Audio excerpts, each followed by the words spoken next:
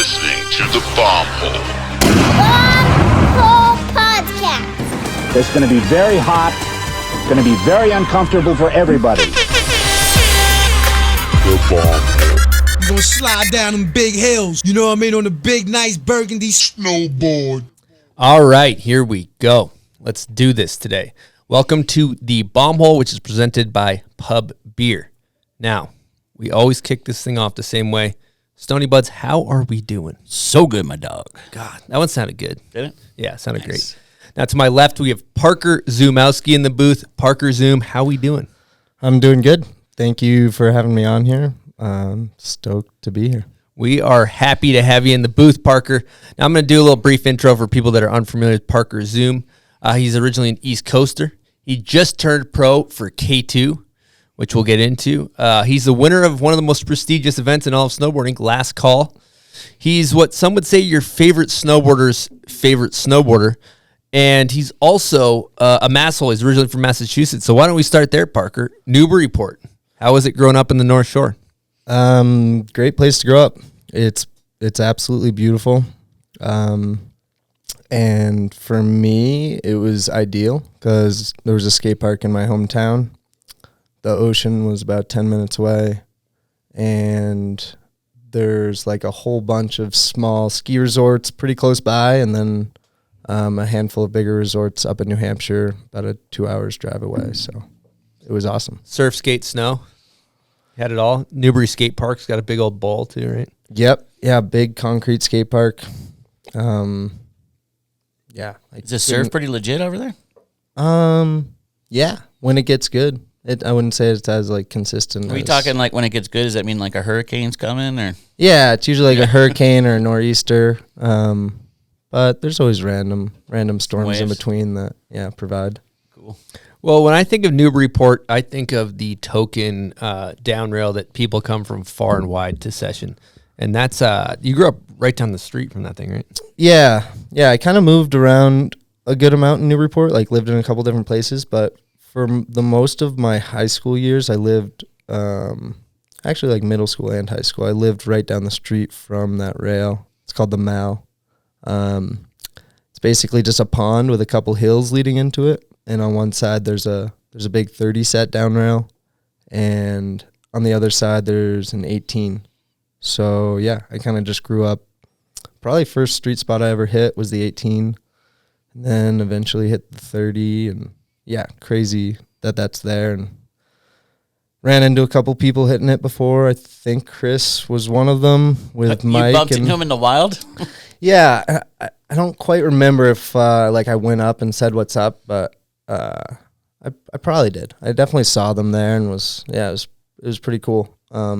He didn't leave much of an impression, I take it, huh? If you don't really remember. You don't really remember bumping into this guy. I mean, yeah, I think, probably pretty shy and, I probably didn't know who they were exactly at the time. I maybe knew, I think Mike was there, Mike Ravelson. So Rav was kind of a leyenda. Leyenda at that time, sure. In that spot, huh? I mean, actually, honestly, I definitely knew who you guys were, like, if I knew who, like, name-wise it was. But, yeah, either way, just crazy to, like, run into people hitting it. And there was already, like, kids who were older than me, like, a couple grades above me that had hit it. And, like, so I kind of always just wanted to hit it. And to see some professional snowboarders come from out of town was pretty eye-opening to just, like, kind of legitimize the spot.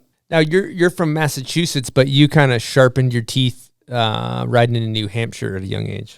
Yeah, mostly in New Hampshire. Kind of grew up going to some small resorts in Massachusetts, and then eventually... Which ones? Sorry to interrupt you. Most notably, I'd say, like, I basically, like, learned how to snowboard or cut my teeth kind of, like, at Bradford. It's like super small hill. And that's where I took, I think, like, some of my first snowboard lessons. And there was an after-school program that I attended there. So it was always night skiing. And, super... I don't want to call it a janky park, but there's, like, some janky features, like an old rusty school bus that was just kind of planted. And there's, like, a kind of a jump over it. And it was definitely like a liability, I would say. That's an OG park feature. Yeah, the school bus for sure. But yeah, there's this guy who like worked the parks there that I just always, for some reason, remember. I don't remember his name, but he was just always chewing on a cigar. It was never lit. He was just always chewing on it. But I just remember he was the park dude, and yeah, I just lapped the park there like endlessly. So. And then, one thing you mentioned, I don't know, we're probably jumping ahead, but let's just do it because you said that your first sponsor was Loon Mountain. Yeah, and now that you say it, and I did say that, but I think my first sponsor was actually Eastern Border. Okay. Yeah, I believe so. I'm pretty sure I actually brought a Sponsor Me tape into Eastern Border Danvers. Good old days. Probably with my mom, and maybe a friend. And but yeah, after that, I was super psyched to get hooked up by Eastern Border, get some shop tees and stickers and stuff. And then probably after that was Loon, and that was just really cool because I got a phone call while I was in high school, like in class, and Brian Norton called me and like offered me the opportunity to ride at Loon or like get a free pass, and yeah, that was huge. And did he ask you a funny question? Yeah, that's right.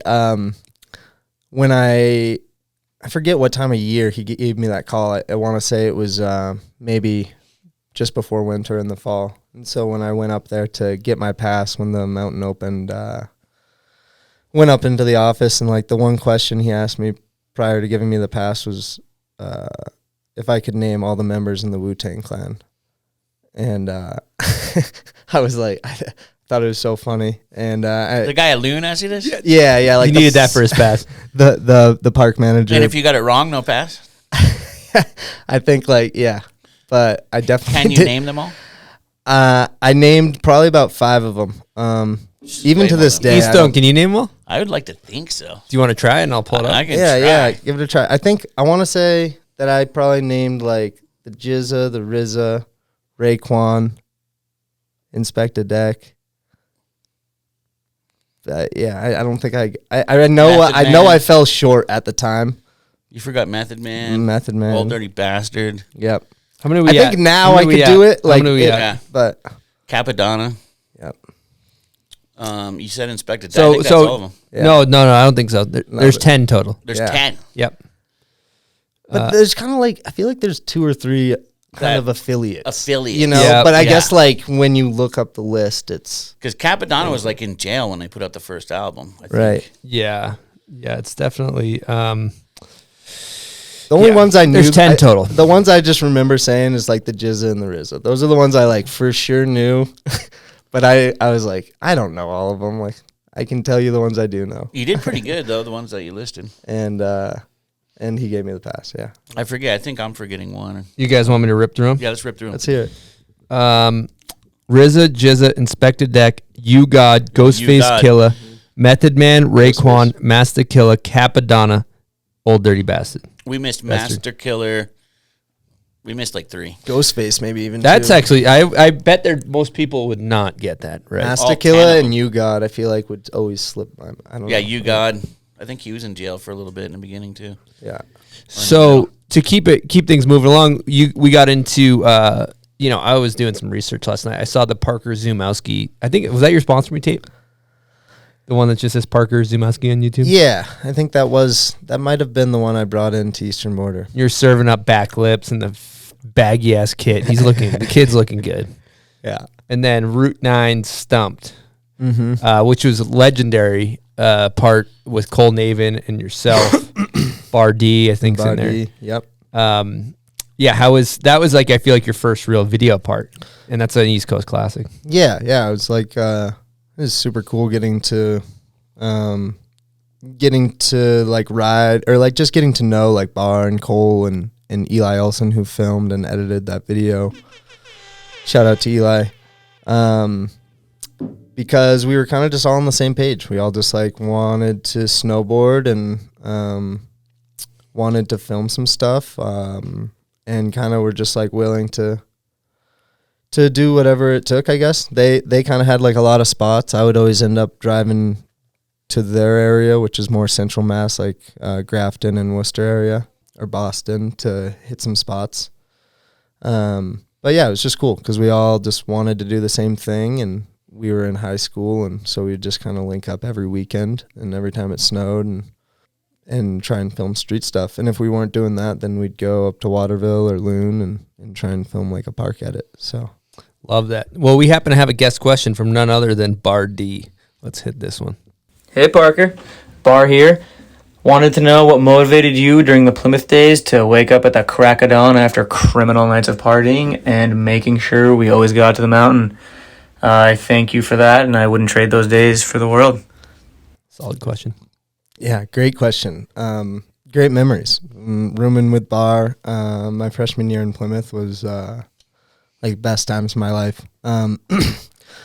Motivation behind waking up at like 8 a.m. every weekend day was, I don't know. I guess I just really wanted to snowboard as much as I could at Plymouth. The reason I went there was to snowboard, and was inspired by like how many professional snowboarders had came out of Plymouth. So it just meant a lot to me, I guess, to like ride as much as possible. And also at the time, I just like wasn't really getting hungover. So I'd just kind of wake up with still a little buzz going and take like a handful of Advil and just like wake Bar up and be like, we got to go snowboarding, and just take my Subaru up to Loon. How does that change? When you're a kid, it's just like you just I think get it's just blacked youth. out, and then you're good. But then that has an expiration date. I Yeah. think at a certain point in time. For sure. And I always thought that was super interesting, like, because at a certain point, like, riding hungover felt really good, or maybe not fully hungover, but after a night of partying.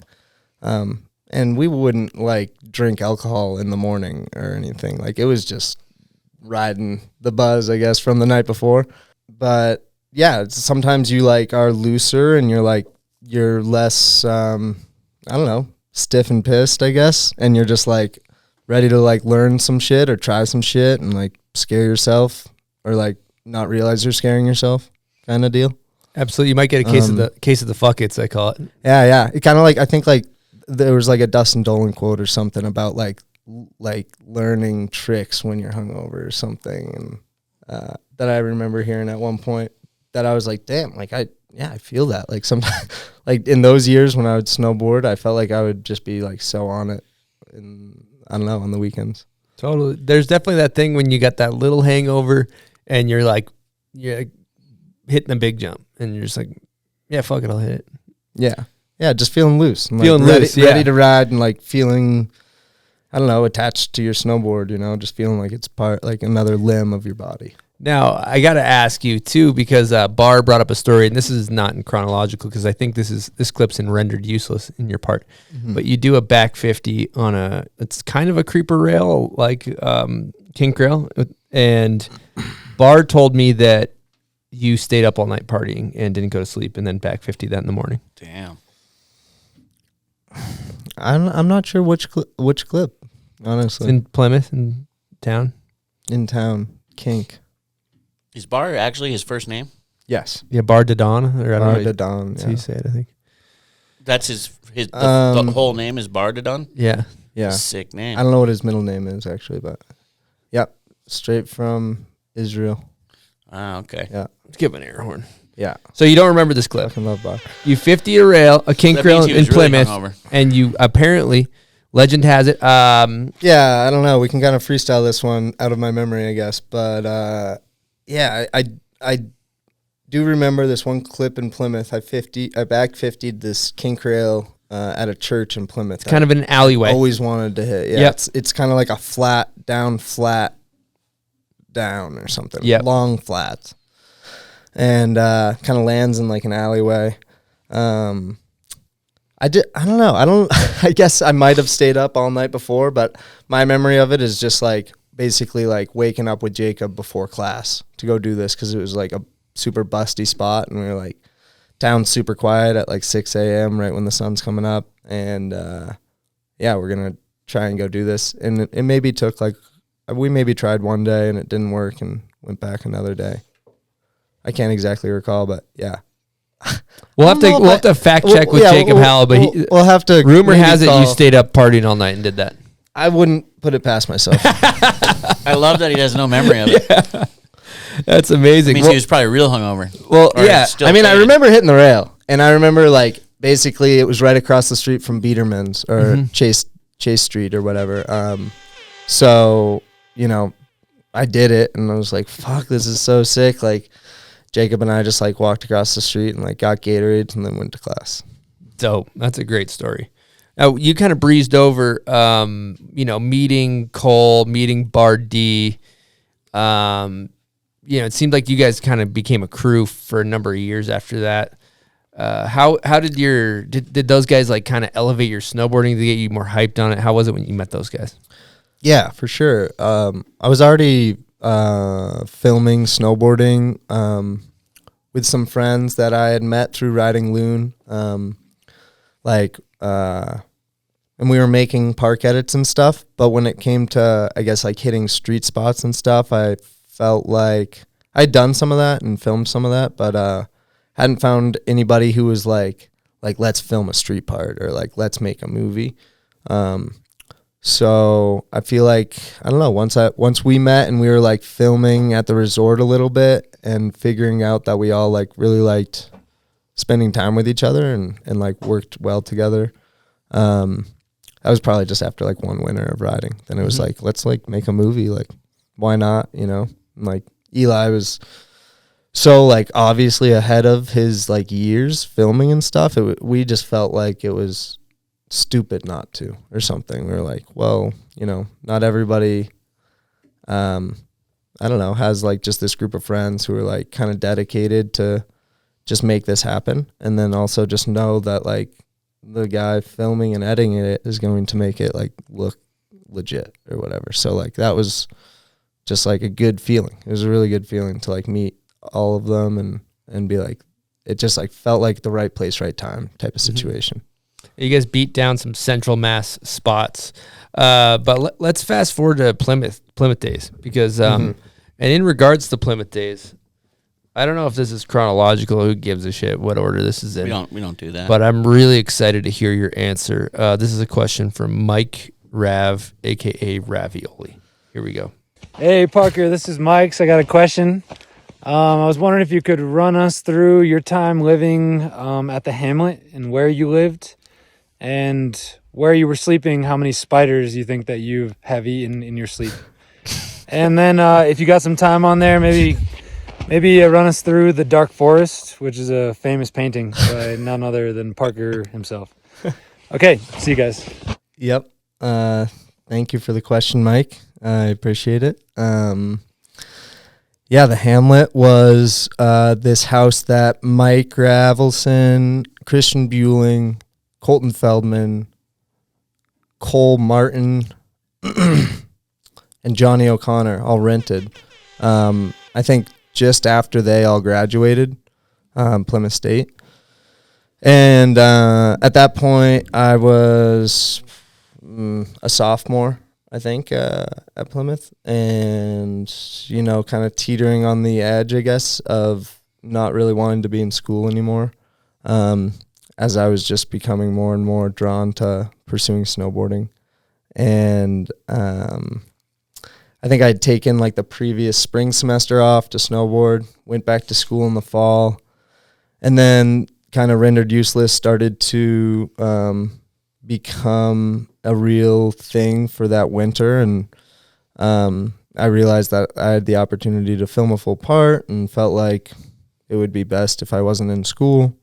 And so kind of just like convinced my parents that I didn't want to be going to school anymore. And I don't know, I think like looking back, I'm sure that they were like, this is like so whack of our kid to do, kind of like we need him to go to school or whatever. But I don't know, I was very adamant about it working. And before going to school, I really wanted to take a year off. So that was kind of like my argument. Like, you guys didn't let me take this time to like dedicate myself to pursuing this. And so I'm going to go ahead and drop out of school and take this opportunity.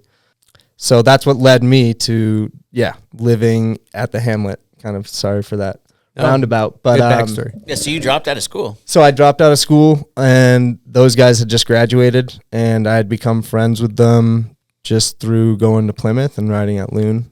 And And how many spiders crept into your mouth? yeah, so I was living under the stairs. It was like a 2-story house. Broom and closet scenario from what I hear. Well, yeah, Harry it was Potter. it was Harry Potter-esque, but it was smaller.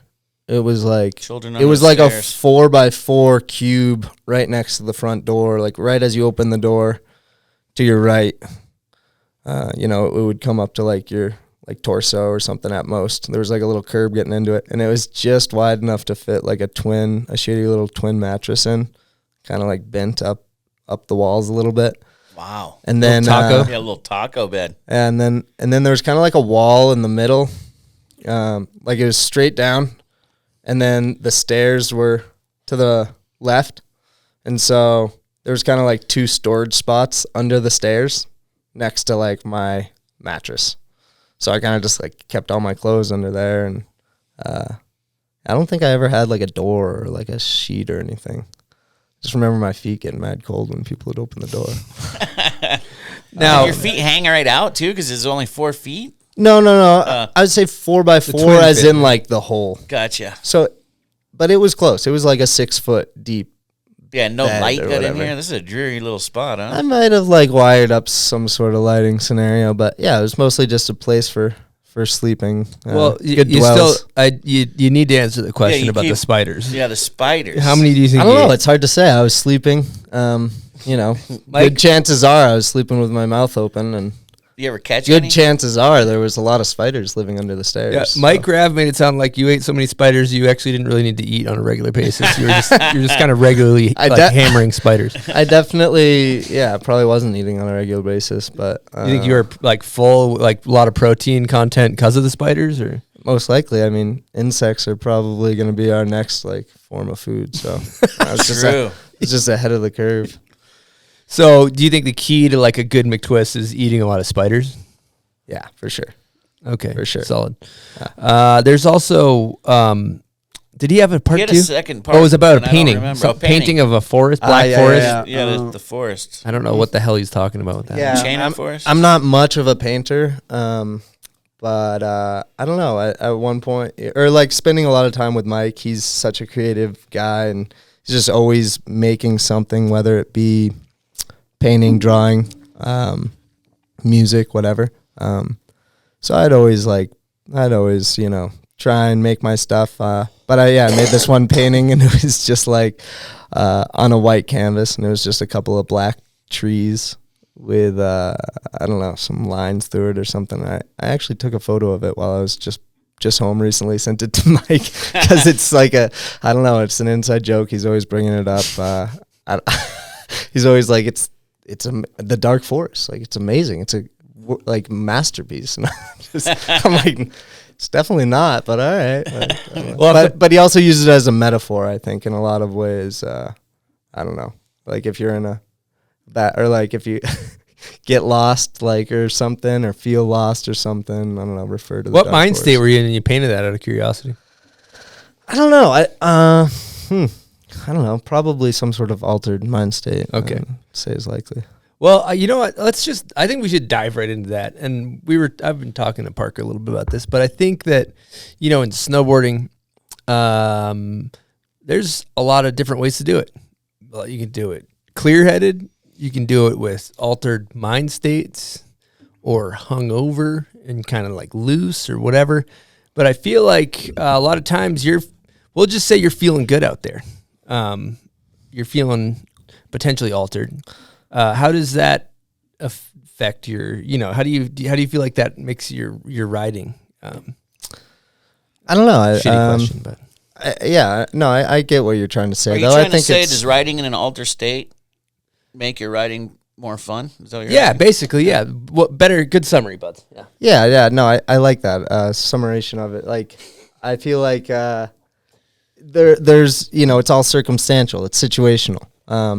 But yeah, like I think doing whatever you got to do to ensure that like you're one, having fun, and two, like maybe looking at things a new way has always been important to me. And there's also a difference between like riding the resort and maybe like hitting a crazy street spot. And that, it's like one, you're like, making sure that you have fun and like are still obviously like, I don't know, performing at a certain level. And then on the other hand, like on a street spot, you're maybe like kind of a little bit more clenched and feeling like you maybe are at risk of hurting yourself pretty seriously. So you want to kind of be really sharp and be on point with calculating your risks that you're taking. But that being said, I think that like riding the resort and like having a good time and like, having a couple beers or being in an altered state is just like, I don't know, something that I feel like is kind of a part of snowboarding in a way, like kind of I feel like, I guess those like, all those like East Coast contests and stuff, like growing up, there was always this sense of like just kind of like let loose and have fun, and not so much like take it super seriously and like, or like, it was never just about like, I don't know, being there to win or something. There was like such a good community about a lot of the events I grew up going to, and they were all centered around like bringing people together and having a good time first and foremost. So I think that like I just take a little bit of that with me everywhere. And yeah, I like to just always have fun. He likes to have a good time on his board. I think if you're not having fun, it shows, right? If 100%. you're riding, people's riding. For sure. I think it's a cool topic. Definitely growing up, that's funny you say that, going back to like last call, you hear, it definitely, especially younger days, I don't know if it still is like this for sure, but it felt like, the winner hopefully was somebody who partied hard at the bar before and after, or like the night before, night after the contest, and also, killed it on the hill that day. And right. And they're definitely, I do like what you're saying too. There's that kind of negative connotation against the, somebody who's maybe takes it too seriously and treats it like it's a job or whatever else. Yeah. I mean, to each their own too, because, whatever works for you is, what you got to do. And I don't know. I think just maybe like the people who had won the event prior to me made an impression on me of like, I don't know, I've heard the saying like it doesn't count if you weren't drunk or something, like winning to like win last call. I don't think I was necessarily drunk, but I might have been slightly intoxicated. But, I don't know. But just like, I don't know, super cool just community around the events there. And like I said, just like a lot of people getting together to have a good time. And it was super That's fun. a prestigious event. Let's get right into that. Let's talk about winning last call. Yeah. How was that? How was that day? What year was this? That was crazy. 2016, I think. Yeah, March of 2016. Crazy, yeah. Probably the first time that I did the event that I felt like I could hit all the features and was like comfortable doing it all. Definitely did it a couple years prior and felt pretty intimidated or like it just wasn't something that I could see myself ever doing that good in, I guess. So yeah, super special day. Just kind of a lot of 3 or 4 of my friends had won it the years leading up to that. I think maybe like Merrick Joyce won it, and then Nick Doucette won it, and Tyler LaRue won it. Air horns for all of those guys. Those are for all of them. That was a super cumulative air horn. That was the one for all. Super inspirational, and so it just felt like, I don't know, I was probably like 20-ish and was just feeling like I could go for it. It was just like hike as much as I can and keep my head down and keep trying to land tricks and have fun. And there was a quarter pipe, and I had just started to learn McTwist, and that was kind of like my goal, was to do a McTwist. And yeah, it was a great day. That's a huge contest for people on the East too, because especially once they got rid of the U.S. Open. Mm-hmm. The U.S. Open used to be on the East Coast. They got rid of the U.S. Open. Really, that's it. Like, when the U.S. Open was at Stratton, prestigious. it was the same thing. Like, it was about like Sean Palmer. He'd party the night before, party right after he won, party that night. It was like Yeah, the same vibe. So it's cool that this contest took over. Dude, We got left off. and you're within the likes of, Chaz Guldamon's one. I feel like Jacques Barrio's done really well. I'm sure like Chris Rotax. I can't remember all the East. I think Rotax. Stevens has done really well at Last Call. I'm sure Pat Moore's done really well, but it's like it's definitely an East Coast pride kind of contest. We just went back. For sure. Super fun. For sure. Yeah, that looked super fun. I was jealous you guys were there this year. It looked classically like the weather was really shitty. Yeah, slushy for 4 days straight. Actually, I'll say riding loon for those 4 days was my favorite day of the block of time for the whole winter. Yeah. And then day of contest, negative fucking 30, pure ice. And it was all slush and then pure ice. everybody's getting in the mix. I got in the mix. I was like chucking on the jumps. I couldn't get in on the steel. It was too dangerous, but it's great. Like the energy is amazing. And that's another thing too. I wanted to talk about is growing up riding dog shit conditions on the East. Do you think that made your riding better? I don't know. It's hard to say. When I think of, that comment, I think of like the kids who rode with like Bill, and like the You're talking about Bill Enos. Bill Enos and like the Waterville program, because they were like actually kind of, just go like every day, no matter what. It was like you do your progressive jump practice kind of. It's like front 3, back 3, cab 3, switch back 3, back 5, front 5, cab 5, like just go through the motions, and like it didn't really matter what the conditions were. And I think that was just like instilled in them, and that but I guess for me, I don't know, like I enjoyed riding all conditions, and I don't think I really like made myself do anything too crazy when the conditions were like fucking terrible.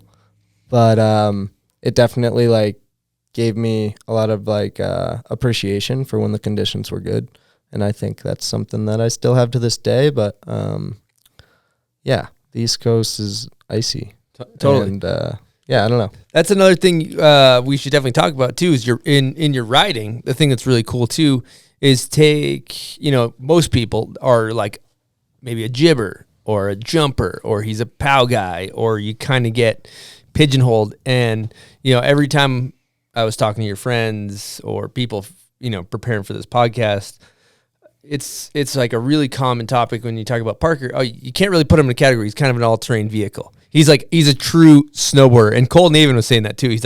Cole's like, I just wanted to go to a spot and do a trick on a rail, and like Parker wanted to snowboard, like whether it's on the resort or on a street rail, just like kind of beat down whatever's in front of him. Do you have any like insight on your approach to that?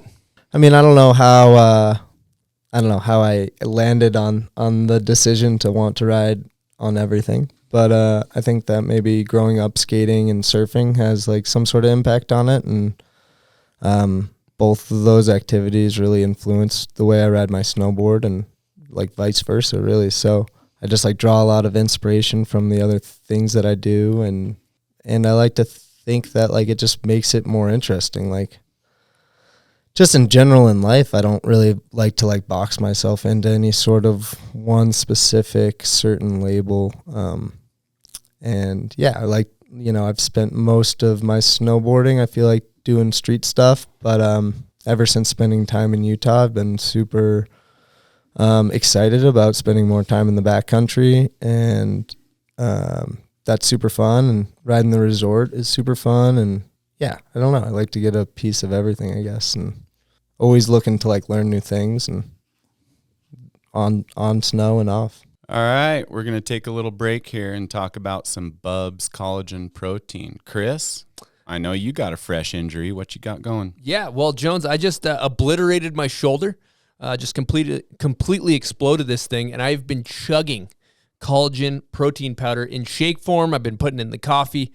I've been trying to get as much down the gullet as I can to come back from this injury, because I know you shattered both your legs, and I heard you were chugging Bubs collagen protein to get back. Yeah, I started chugging. I've been consistent on it for 2 years now, and like it will do to your collarbone, you keep that going, keep it ingesting it, it's going to glue those bones back together. It did my legs for sure. They were in lots of pieces. My right one specifically, and I avoided 2 surgeries that the surgeon wanted to do just by taking bubs and getting that bone to grow and getting some material in there so it could remodel and do its thing. So I'm backing it. Lubes me up. My gut's solid. I like it. This stuff's proper. Well, the thing is, too, we're just a couple old war dogs out there, a couple old battle dogs trying to stay in one piece, and sometimes you need a little collagen to do that. And I know that a lot of our listeners are probably in the same boat. They're basically a lot of Baja miles on these chassis. So if you want to keep going, get yourself some Bubs Naturals. 10% of all profits go to charity, which is really cool. It's a company owned by a snowboarder named Sean Lake. So that's huge. Snowboarders supporting snowboarders. And lastly, if you want to pick some up, head on over to bubsnaturals.com. Use promo code BOMBHOLE for 15% off. Again, all lowercase BOMBHOLE for 15% off at bubsnaturals.com. Okay, so Parker, one thing, we talked about the crew a little bit and altered mind states. I want to get back into that shit because I think that's a really fun conversation piece with what we got going on. And if you look at, when I look at your guys' approach, right, there's kind of, in snowboarding, there's a bunch of different methods, but maybe let's just take the contest scene. A lot of people that are maybe in the half pipe contest circuit or something, maybe they take snowboarding really seriously. That you work out, you go to the gym, and you're laser focused, and you kind of have to be to do that stuff. But when I look at your guys' crew, with your guys' whole squad, the energy is crazy. And you look at it's like people are maybe in a van and they're having beers. Maybe somebody's eating a handful of mushrooms. Maybe somebody's smoking weed. There's a lot of things happening, but there's also, you guys are making music and art and snowboarding and skating and fucking shit up. And it's like kind of this, like, it's a totally different vibe than, I got to take things seriously. And I just wanted to see if you want to elaborate on your guys' scene a little bit. Yeah. I think I feel like everybody who's like had like a good crew of homies or whatever can maybe relate to kind of what I'm trying to describe here, but like a feeling that I would get early Plymouth days when I first started to ride and hang out with just like the keep the change guys in general for the most part. Whenever I would like hop in their car to go to the mountain or like, go on any sort of adventure with them, it was just this feeling or this sense of like being invincible. And I feel like that's really special. And I was like younger than them and looked up to them. And so that probably played a part in it, but it was almost this feeling that like everybody felt invincible and like we were unstoppable. And like, yeah, and I feel like we'd just like joke about that. Like you couldn't stop us if you stopped us, and that's like, I guess that's a feeling I've always tried to like recreate in a sense of like, of course, like, with different groups of friends and just kind of like create that sense of like, we're just like together, at this point in time. And like, we're going to go like ride or we're going to go create this or like, and just kind of like trying to like live in the moment, I guess, is really what it comes down to. And I don't know, just sometimes there's that certain feeling with a group of people that like you all are in the right place at the right time. And it's that feeling of like being invincible. And that's it's like a special thing, I feel like. Mm-hmm. Especially when people are feeling types of ways, we'll call it altered mindsets, and you're all together and you're flying off of cliffs and like, you're hitting, pushing each other. Yeah, exactly. Like there's certain things that can, I feel like, amplify it. And like everybody's, I guess, got like their vices, you could say, or something, or like whatever, makes you feel like you're in the moment and living it to the fullest, then do your thing. Like, we had a good conversation last night talking about this stuff too. And a lot of people there, when you talk about yourself, I feel like you're somebody who's really present in the moment. You live in the present moment.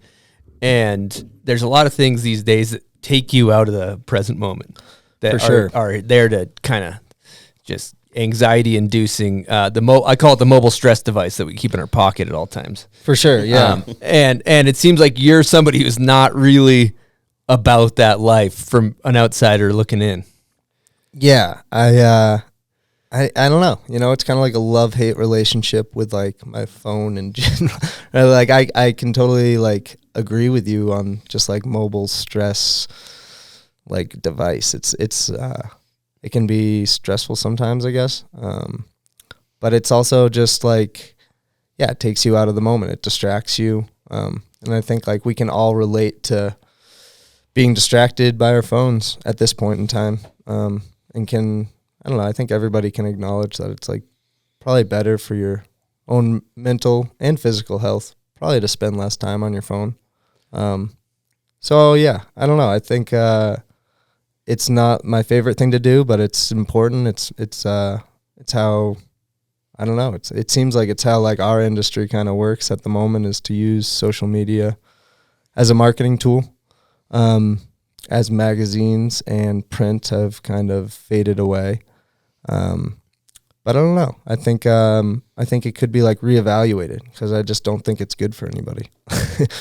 Personally, I don't know. Like, I'm not saying I don't use Instagram. I obviously do, and I want to do good by the brands that support me, of course. But sometimes it feels like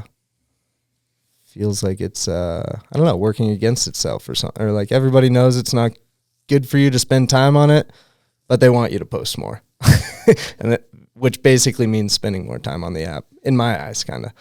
So, or like having other people spend more time on the app, you know, and if it's just not a beneficial thing for your mental or physical health, then I don't know. It's just I don't know. It's a good thing to think about, I think. And something I think I was telling you last night when we spoke was just like, I think at least for the past 3 or 4 years, probably a couple times a year, I just like delete Instagram for at least a week, you know, as long as I can make it. But it's so intertwined with our life and communication at this point. It's definitely, I don't know, it's hard. These days it's built into your contract. Maybe right? Maybe I sound like I'm addicted to it, but I think I speak for a lot more than just myself when I say that, you know, it doesn't feel good to wake up and crank your neck and scroll on Instagram for like 20 minutes. No, it's horrible. And then you're like, oh wait, fuck, like I got to get out of bed and like get on with my day or something, you know, like, I don't know. Is the feed really that important?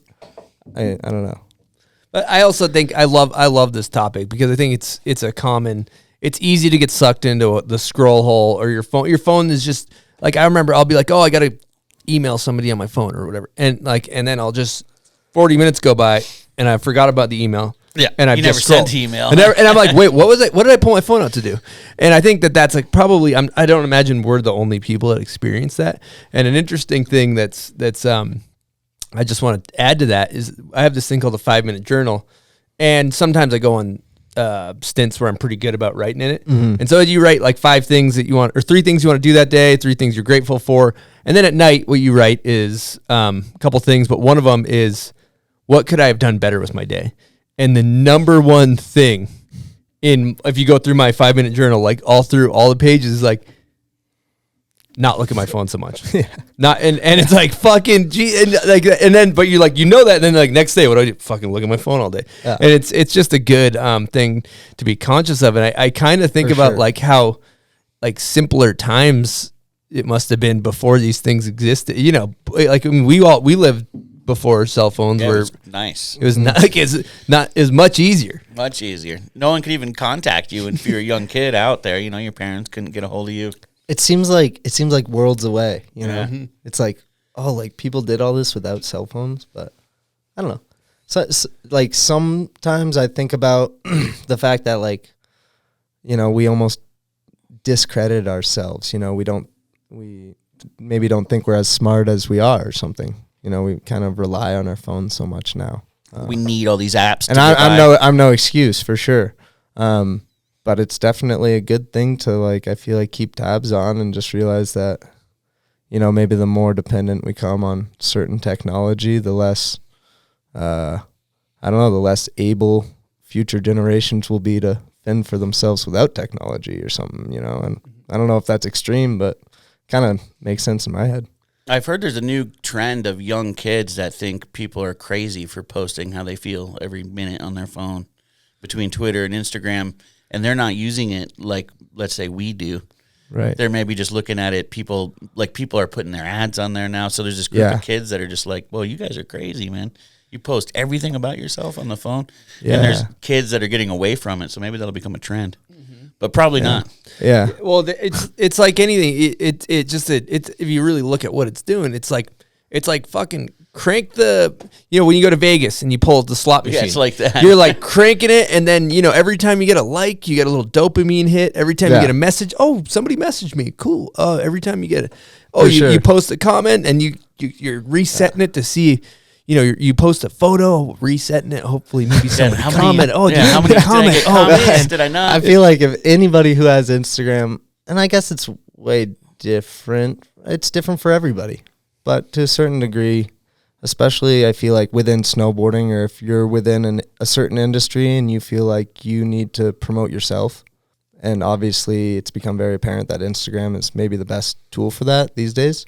Yeah, if you're not saying you don't, like if you're saying you don't get a dopamine rush from, I guess, like checking your likes and stuff, I feel like you're lying to yourself, because I think it's just like I think it's a human, it's like just a chemical reaction in your brain, like it's just attention. I think everybody likes attention. People are paying attention, whether it comes in all sorts of different forms or shapes and sizes, like whether it's on the Instagram app or it's somebody in real life giving you a compliment, it gives you a little bit of like, oh, like right on. And if you can kind of look down at if you don't have to interact with humans on a face-to-face level and get that, then I don't know. I don't know if that's a good thing or a bad thing, or I don't know. And for you, it's part of your job too. Like as a pro snowboarder, you have to, or else your sponsors are going to be like, why do you only have this many followers? What's going on?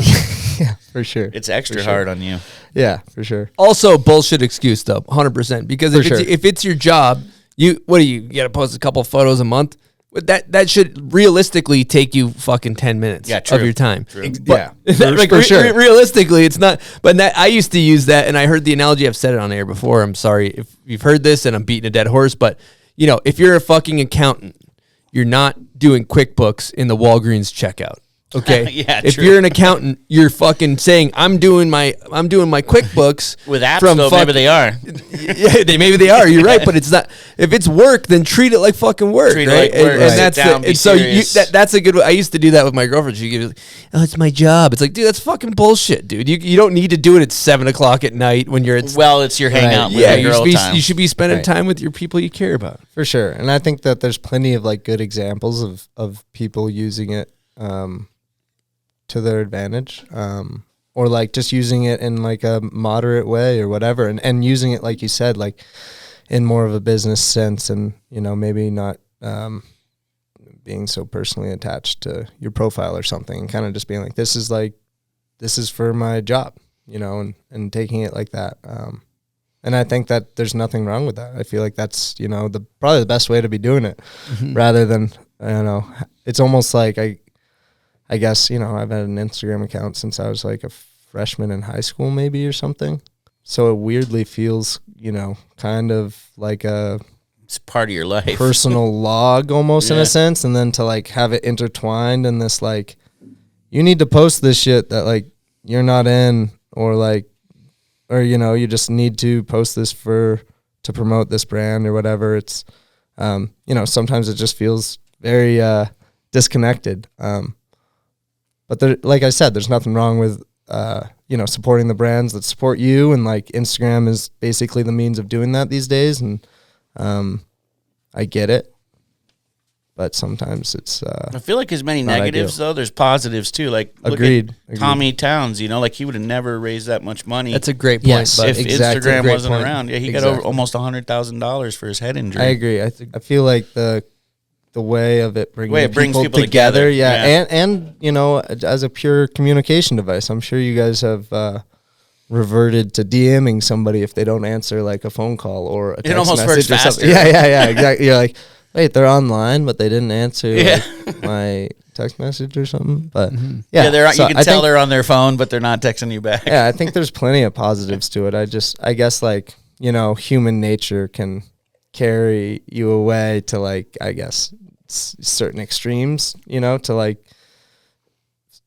scrolling for 2 hours in the morning, or, you know, scrolling, 100%. getting distracted by it. I think, you know, we're curious, and, you know, if you're going to get stimulated, then you're going to be attached to like that stimulant. And so everything is moderation is probably the key. I liked what you were saying last night on the phone. We were talking about how it's disposable content and it kind of feels empty, right, as opposed to, let's take a project like Landline, for example, and that would be enriching to the snowboard culture.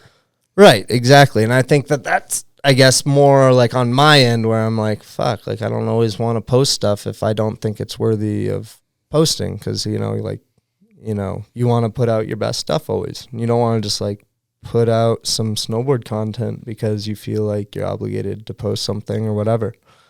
Not saying that I don't randomly just post some random shit sometimes, you know. Yeah, I think that there definitely should be something to say. Like some people, like for example, my roommate Blake Paul, it's like he always posts the best shit on his Instagram, you know, and he's very good at like curating that, you know, and utmost respect to him for doing that. Yeah. You know, I think he puts a lot of work into it, more than other people, and it shows.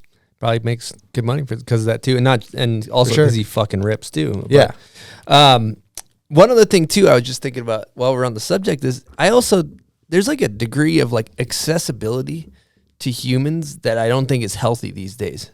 Like there's no boundary. Like I was thinking about this, like it would be so nice to just like shut off your phone for 2 weeks and just have nobody be able to get a hold of you, but that seems like preposterous right now, right? It almost seems like rude at this day and age. But if you don't text somebody back in 5 minminutes, they're like, dude, what's your fucking problem? Yeah, I know you got your phone in the I know you got pocket. your phone, like, and you're like, holy shit, I'm sorry. Yeah, people are You're straight right, I up do have my guilt phone. tripping you for I get like, that all the time. They're like I'll see somebody I forgot to text back in person, and they're like so mad at me. I'm like, dude, I'm They'll sorry. call you out, huh? Yeah, dude, it happens like more than I'd like to stoked on. But I feel that same way sometimes. I've always wanted to like, I think somebody's done a snowboard trip like this, or they've documented it somehow, but like the digital detox trip or something, like I feel like Snowboarder Mag did it or something a number of years ago. But I've always been attracted to doing something like that. That would be rad. And a lot of the footage that I've filmed or whatever has been on film. And so I feel like it would work really well if, I don't know, you were to just like do a project, like maybe a week or 2 week trip. Probably have to be a backcountry trip. Film only. Go somewhere that's just like Photo remote, film too. Photo just film. analog and just, the whole trip? Yeah, just fully analog it and like go fucking sleep in a cabin or like, I don't know. Do Only something use just, the rotary phone at the cabin. do something rogue like that. I think it would be sweet because like at this day and age, there's no way you're getting 2 weeks away from Digital detox. your phone unless like you break it and you get lost in the desert or something. Right. Like it's just, you make your way back to civilization, you're buying a new phone or I don't know. Like, Because even now you go international, they have plans. It works everywhere. Right, right. Used to be a little break. It's Yeah. not anymore. yeah. Well, that's another thing too, is talking about, you know, with the cabin, our cabin, we don't have a cell phone service up there, and you leave and you feel great. And I think when you go camping, same deal. When you're up in the mountains, you leave, you feel great. Now, instead of, I guess for a minute here, we've kind of been pointing out what's wrong with the distraction of the phone. Yeah. But I want to kind of change gears and ask you, what are the ways, because you're a very present person. Like, what are the things you do to get present? Like, how do you stay present all the time? Hard hitting question. Sorry. Yeah, or like I don't know. It's just like I guess everybody has different ways of feeling like they're living in the present moment, maybe. But I think it's fundamentally like you're putting your phone down and you're taking a couple deep breaths and just realizing where you are and who you're with and why you're doing it. And like, if you're not happy, maybe you got to start doing something else or something in that exact moment or whatever. But like, I feel like being present is like the most important thing you could do on a daily basis, or like the most important thing you could remind you of on a daily basis. It always helps me like calm down kind of if I'm ever like got bad anxiety about something or like I'm creating scenarios in my head. I'm like, take a couple deep breaths and like, you know, just tell yourself it's going to be okay. And like, you know, just like tell yourself in that moment, you know, everything's all good. And then you're like, wait, I am all good. I actually don't have to worry about this until at least tomorrow or something. You know, like it's always Until you're doing it. Yeah, until you're doing it. And that's just like, I don't know, something I always try to remind myself of. Totally. And the things that you do, I feel like as an outsider watching that keep you the way you are, how you seem to be present. It's kind of a corny word, but we were using a lot, but fuck it. Who cares? So you, I mean, you like to cook. Mm-hmm. That's a good way to get present. Snowboarding, skating, surfing, present. Right. Yeah. Anything, I guess, that doesn't immediately involve you looking at your phone. Sorry to bring it back to that. But like, you know, I guess that's just the number one distraction these days. But there's plenty of other ways to get distracted. You know, like you can get distracted by, you know, I don't know, like your friends. You can get distracted by the TV. You can get distracted by drinking too many beers or smoking too much weed or like, you know, or you could get distracted by fucking anything. Like you can trip over yourself all day long, but just taking those couple deep breaths. And I guess that's just something that I do, like when I am snowboarding or like am trying to like land a trick too, is like take a couple deep breaths and like visualize it and just like tell yourself you already landed it basically, and like visualize yourself landing it and then do it. And then like you're like, it's almost like putting your conscious mind into your soon to be present state or something. I don't know. It's kind of like a mind game. I love it. And these guys were saying too, your friends that I was talking to were saying, when you're in those hairball situations, you seem calm and collected. Do you feel that way when you're, cause you're putting off that vibe? I think it just depends. I think sometimes I feel that way and sometimes I don't. And I think if I'm not, I'm usually telling the people that I'm with that I'm not feeling calm and collective. I'm usually it's either pretty apparent or I'm like vocalizing it. But yeah, I think it's important to try and stay calm and collective if you're about to do something that's going to scare you, and or you know it already does scare you. You're like, well, I gotta breathe these thoughts out of my mind, kind of, and like clear my mind and like just trust myself. Beauty. Well, let's get into a guest question from none other than Blake Paul.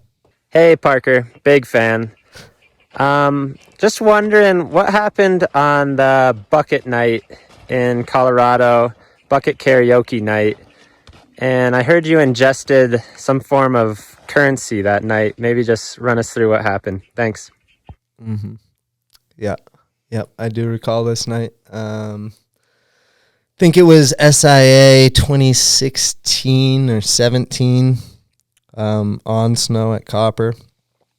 And I don't know, I think we were there.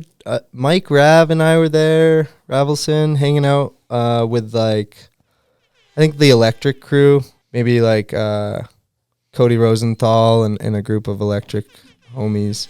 And we went to this one bar and they had... I don't know, all the brands kind of have different maybe events during SIA, and I forget what brand. It might have been Yeti that put on sort of like some sort of karaoke contest, or like they had a couple like prizes up for grabs, but they had a couple of I don't know, like ways to earn these prizes.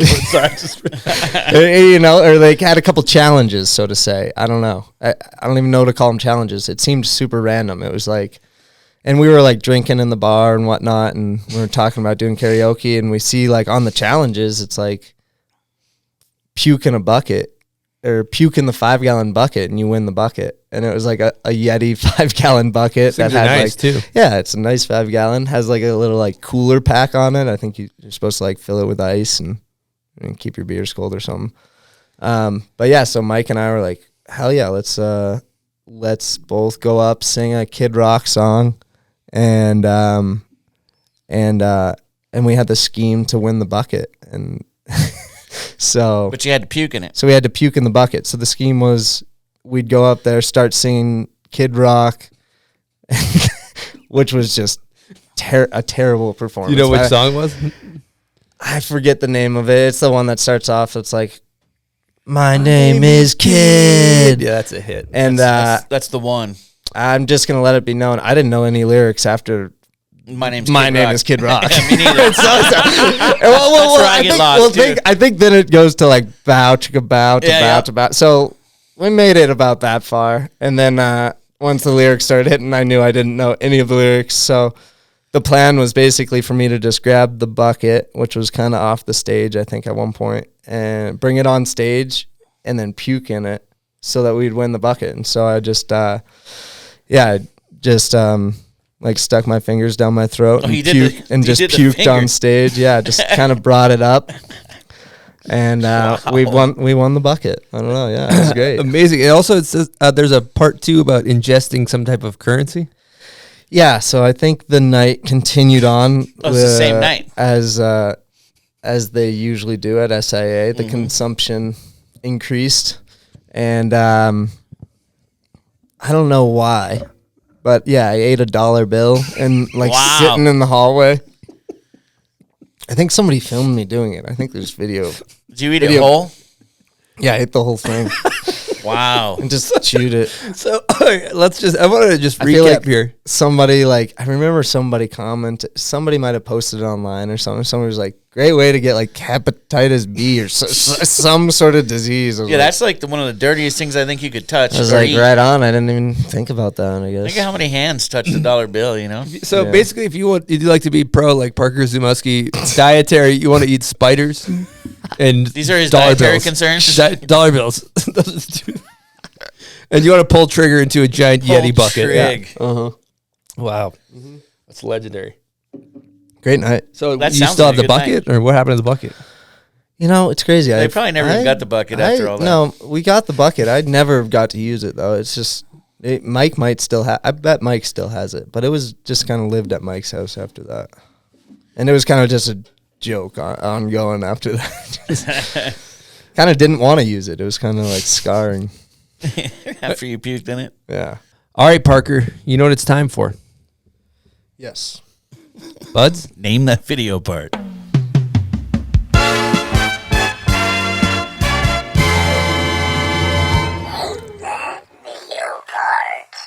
Now, Name That Video Part is presented by the Bombhole. Nice. Bombhole.com. Bombhole.com. We got new merch. Good merch. New merch. Summer merch. We got slides. You're going to want some slides. Yeah, we got these basketball shorts. The B-ball shorts are hidden. We got some dad hats that are fresh in restock because they sold out so fast. Yeah, use promo code Parker Szumowski for 0% off your next purchase. That's Parker Szumowski. Good luck spelling that, too. Good luck spelling that. One word, all caps, is 0% off. If you can guess it, you get 0%. That's a 0% one-time deal. 0% I see discount. he put his favorite old school video behind him. He did. For some good luck. Scramble. Well, I can tell you that this one ain't in there, so you're doomed. Scramble is a great video, though. Great video. All right, Parker, what's your confidence level 0 through 10? My memory is god awful, so I'm going to go with like a 1. 1? Yeah. I honestly don't know if we've gotten 1. Yeah, we haven't got a 1. It's always a 1.2 maybe. Yeah, But never just a straight 1. It's a I like solid that. 1. Solid 1. You know, I've got a little bit of confidence, but not much. We got a 69 once. Yeah, we did have a 69. Yep. All right. Here we go.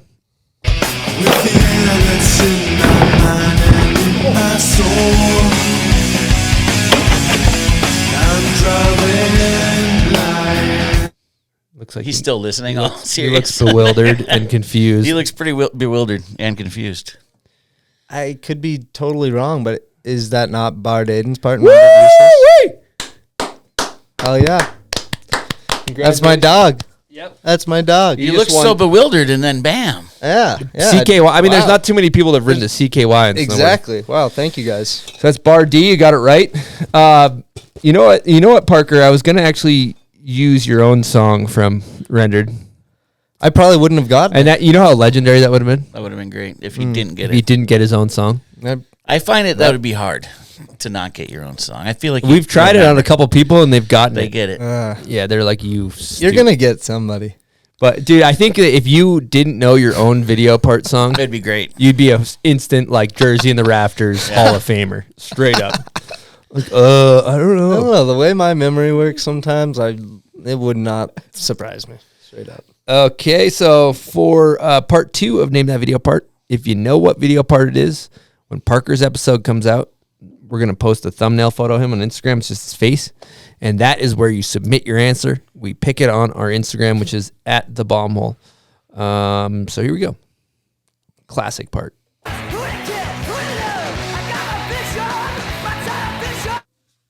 All right, that's all you get. God, that's so quick. I didn't get that one.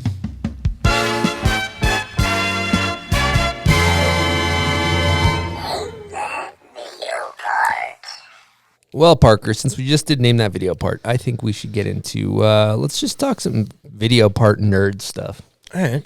So, we kind of briefly breezed over Route 9, but I feel like your first real part was like the marquee, like Parker fucking banging people over the head, rendered useless. Yeah, probably. Like my first cohesive part that like I worked all winter on, for sure. Or like, I think it showcased more of my snowboarding than Route 9 did. Just incorporating maybe some side hit stuff and some hand plants and just some more, some more different style stuff. Whereas Route 9 was a lot of just street spots. That was, like I said, dropped out of school to basically do that. And I don't know, it's not like the most insane part ever, but a good way to, I guess, like get my foot in the door. And I don't know, maybe like got sponsored by Howl after that part or something, and had like a little remix part that Daryl wanted to put out for me, which was pretty cool.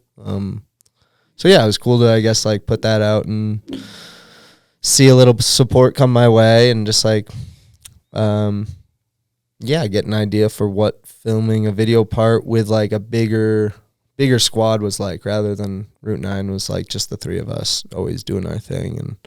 And rendered was a little bit more of like kind of two different film crews and like just more scattered people from around the country kind of being a part of it. So that was a really cool experience. Totally. I love that part, how it showed, not just rail riding, like whole you said. Movie, right? Yeah, whole movie's great. Great soundtrack, great video. But one trick in particular, we'll throw this on the screen for the people watching, but you go to back three onto the Newburyport down bar. Yeah. And you got slaughterhouse 5'd. Yeah. What happened there? Yeah. I don't know. That was a trick that I still like doing to this day. It's kind of one of my best rail tricks, I guess, that I feel comfortable doing. So I'd always wanted to do it onto like a legit street whale. And the Mal seemed like basically at the time, the biggest rail that I could like see myself doing it onto.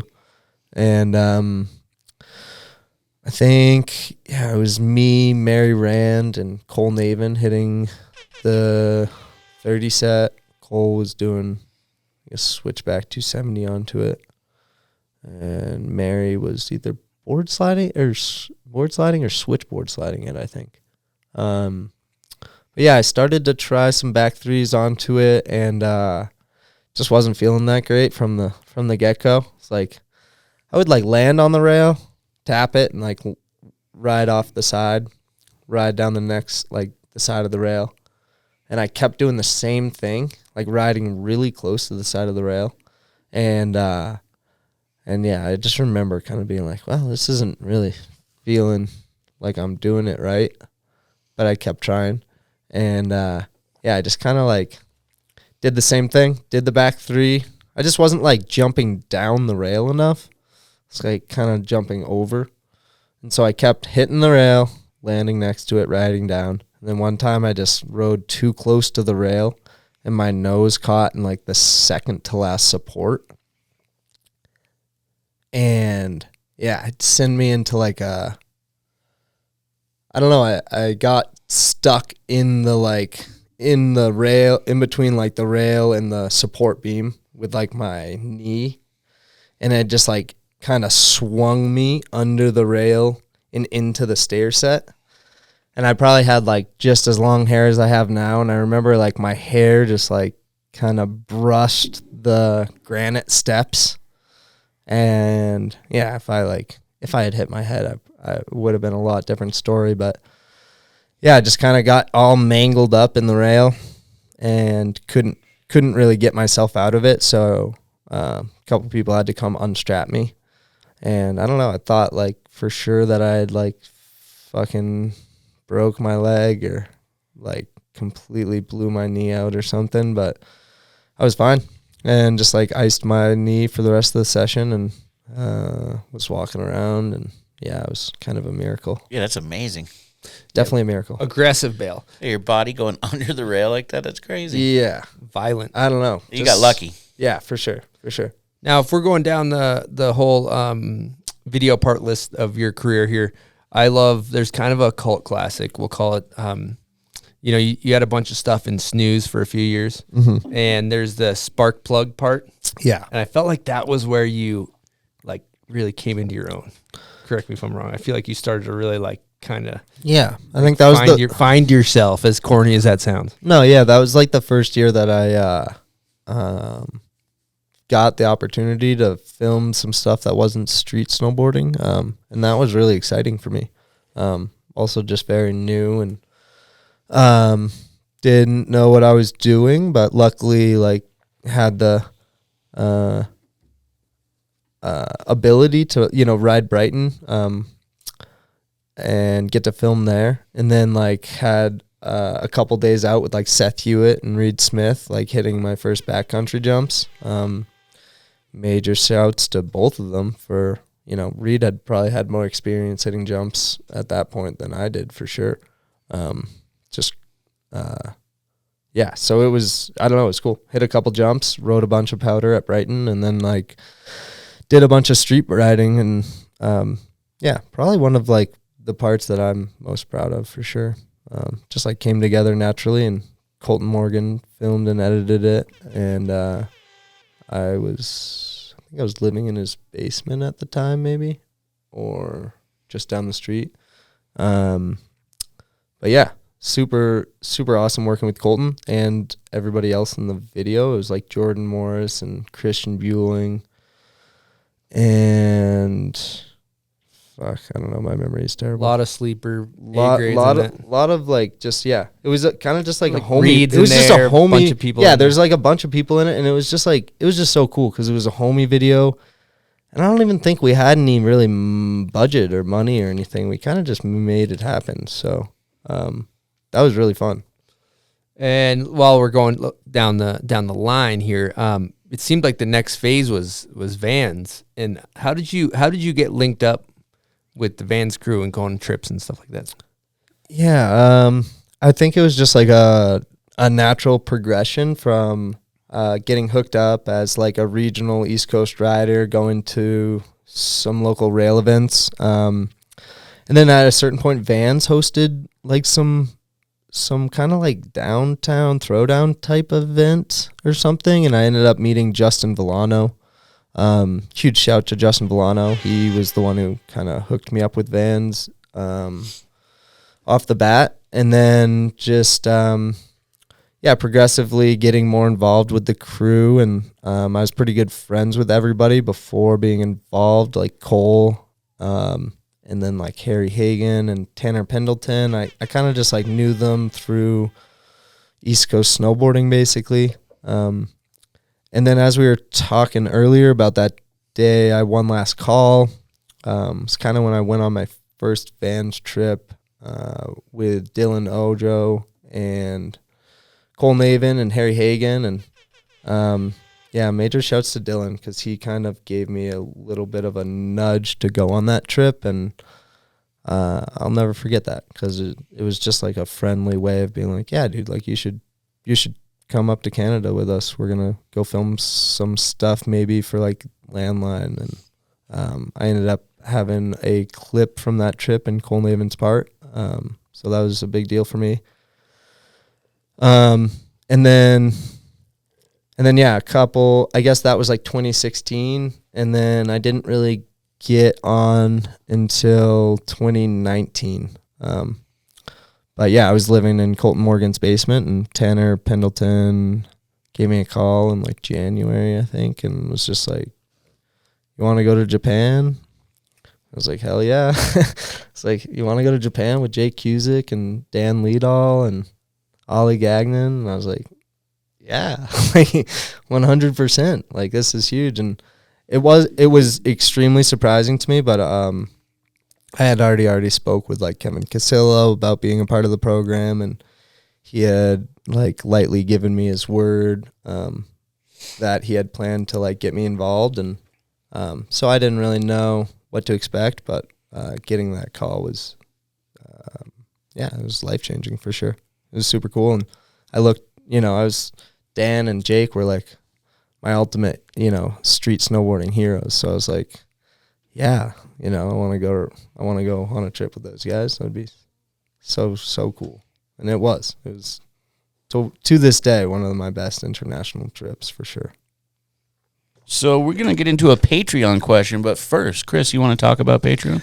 You know what, buds? I'd love to talk about Patreon. Let's do this then, Chris. What is Patreon? Well, it's basically our people. If you want to support the show, it's a great way to do it. It's cool because it just feels like we are a podcast that's funded by the people. Obviously, our sponsors do a huge part in us being able to do this show, but another huge percentage of it is from the Patreon. So it's nice. You guys rule, so thank you. And one of the perks is you get to submit questions, and then we might say them on air like this one right here. Right here from Jackson. How does it feel carrying all the red-headed boarders on your back? I don't know. I don't particularly feel like I'm carrying any of them on my back. I think they all speak for themselves quite well. But yeah, there's You're kind of the modern day, freshest redhead He's right? picking up where you're picking up where Sean White left off. Oh, where Sean White left off. Yeah, yeah, exactly. Big shoes to fill. No, I don't know. I guess I'm somewhat younger, at least in the immediate ones I can think of, like Ben Billadoo and Danimals, aka Dan Liedall, and Pat Moore. But yeah, all people that I've gotten to spend a fair amount of time around, I guess, over the past like 5 to 10 years, and they're great people. I don't know. We're you guys feel like you're a squad? Yeah, when do you you're guys around do other like a redheaded redheaded meetup once a year? Yeah. Maybe No, like y'all get together and talk. No, I guess like most recently, like Dan and I probably spend the most time together out of the bunch, and I don't know. We always are just like telling people we're brothers, and it's pretty cool. That's now let's talk Redhead Hall of Fame. Who we got in snowboarding? I don't know. Sean White, and the Pat other Moore. three people. Yeah, Pat Moore.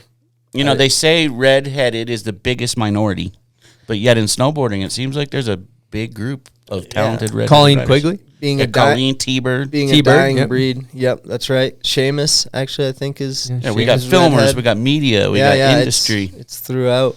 It's I don't know. Harrison Gordon. Harrison, Harrison Gordon. Wow, definitely. how could you forget Garfield? Oh, Jesus, that would be bad. Yeah. I mean, there's actually a lot of talent. There's a bunch. Redheaded talent in the snowboard. Yeah, Is it's that why amazing. your board graphics red? I would have to imagine it's got something to do with it. Yeah. Now, if you guys were a hockey team per se, who would be the captain? I'm going Harry Gordon for sure. Oh, That's who wow. I'd like to see to be Harrison the captain. Gore-Tex, not Pat Moore.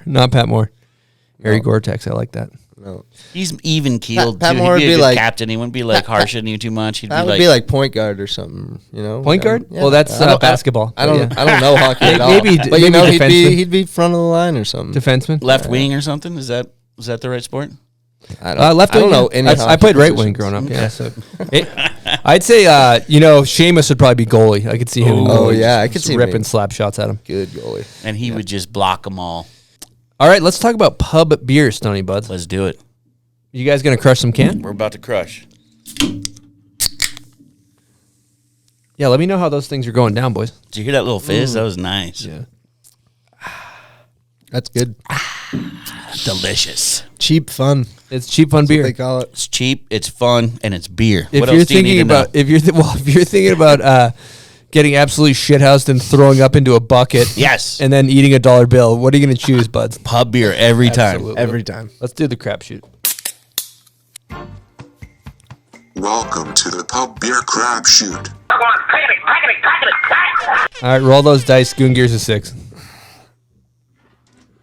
What is this? Just The two. pub beer just crapshoot. two. Two of them. Pick 2 out of that. Let's go 7 because there's a 5 and a 2. Yeah, let's hit a 7. Okay, who's one of your favorite people to party with? Nick Baden. Wow. Wow. I'll tell you what, that's very serendipitous because we have a guest question from Nick Braden. Good morning, Bombhole listeners, staff, and the subject matter of today, Parker. I'm here to ask you a question, and I'm wondering who your biggest inspirations were when you were younger, growing up in Massachusetts and New Hampshire. Snowboarding, skateboarding, whatever, really. As well as today, who they are, and if they've changed or stayed steady throughout your life. I also got a second question, and it's about our trip to New York last summer. Really productive trip, and I was just wondering if you could maybe give us a high point or a low point or just something you remember about the trip. I hope you guys have a good day, and talk soon. Is he flying a kite or what? I think he's in Hood River, Oregon, actually windsurfing right now is what's happening. Yeah, he's in Hood River windsurfing. So what was, pick it up from there, Parker. What do we got? So growing up, I had like plenty of local inspiration, like from like the skate park to the snowboard hill to the ocean. But what really stood out to me, I feel like, was when I started going to Loon Mountain and kind of seeing like the Keep the Change crew, and then like started to get the chance to ride with Johnny O'Connor and Mike Ravelson and like Dylan Dragata and Tyler LaRue and like all of them really. Yeah, there were so many like various inspirations for me between like skating, surfing, and snowboarding, and there still is to this day. I think I watch content from all three of those sports, and like I draw inspiration for my snowboarding from all of that. And like growing up, the forum videos were very inspirational. And then like so were the Volcom videos once I like started to discover those, like a Scramble and Subject Hawkinson are two of like my all-time favorite videos in general. And then also like the Volcom surf videos are like some of my favorite, like Creepy Fingers and Football Schmootball. And those are things I guess like, yeah, still stand to this day. Like I still love watching those videos and they get me psyched. Now I have a question I'd like to ask, and this is a shitty question, I'll preface with that, but like it seemed like you just got really good at skating all of a sudden, or maybe you always were and I didn't notice, but like how the fuck did you get so good at skating transition? The skate park that I grew up at is just like a concrete skate park with 3 bowls, and so like I just grew up skating transition. I don't know, that's the long and the short of it, I guess, you know, like it's just. I saw you skating like it looked like a mini vert ramp or just a big backyard ramp. Yeah. And I saw you doing airs and stuff, and I was like, where the fuck did this guy come from? Yeah, I don't know. Honestly, I've just like always wanted to like skate a vert ramp, and then my friends had like a it was like a 7.5 foot vert ramp on the East Coast in Portland, Maine. And I just like couldn't have been more amped to try and learn how to skate it. And the park I grew up at has like basically a vert ramp. It's concrete, but it always just scared the shit out of me. I always wanted to ride like a wooden vert ramp. Even other indoor skate parks I grew up at had big ass wooden vert ramps, but something about a backyard ramp I just always wanted to ride, and my homies built one and it just like clicked, and now I really want to try and build one. Anybody in Salt Lake trying to build a vert ramp, hit me up. Good thing is lumber's really cheap right now, so that'd be nice. Be a cheap ramp. Yeah, let's get into another thing too while we're cruising along here. I know that you went to Alaska, and I know that it was a fucking wild trip. And I have a guest question from none other than Jake Price. Here we go. How we doing, my dogs at the bomb hole? It's Mini Bike from Lot Brigade. Here you have Park Zoom in the hot seat this week. Got a question and a story request. What's up, Parker? After our first day riding in Valdez, Alaska, legendary snowboard guide was standing right next to me, Dan Caruso. He looked over and said, "Where in the hell did you find this kid? I've never seen anyone come to Alaska and ride like that day one." It was pretty rad. Just had a question for you. Where did you learn how to ride like that? It was pretty insane to watch. Part 2, just give me a rundown on a day in the life of the Lot Brigade, waking up next to Alien Lynn and the rest of the boys up there in the parking lot and Thompson Pass. All right, love you, Parker. Love you guys. Thanks for everything. Hell yeah. Thank you for the question, Jake. And thank you for inviting me to go to Alaska. You're the fucking man. That trip was awesome. What was his first question? It was after the first Where day. did you learn how to ride like that? Because you Yeah. don't pick up those skills at Loon, do you? I don't know. I guess, yeah, I don't know. My only answer to that question is just riding out here, honestly, like riding at Brighton. It sounds ridiculous, but yeah, I don't know. First, like, steeper runs I think that I ever got to ride were in Powder. We're here. And just, like, you know, learning what it feels like, I guess, to, like, ride with, like, slough and, like, managing slough. And, yeah, again, sounds kind of ridiculous because Alaska is, like, so much bigger. But, yeah, even, like, the few, like, split boarding days that I first did at Brighton, I think the first time I went split boarding at Brighton, Alex Rodway brought me to Mount Tuscarora and did 3-shoot, and that was like huge for me. That was yeah, it was pretty scary and just didn't really know what it was gonna be like. But yeah, just like a steep kind of windy couloir. But I don't know. I think I've just always like been pretty confident turning on my snowboard, so that's what I tried to focus on when I went to Alaska. I didn't really have the mindset of like doing anything crazy. Kind of just wanted to make it to the bottom of the run. It's pretty intimidating, and yeah, appreciate that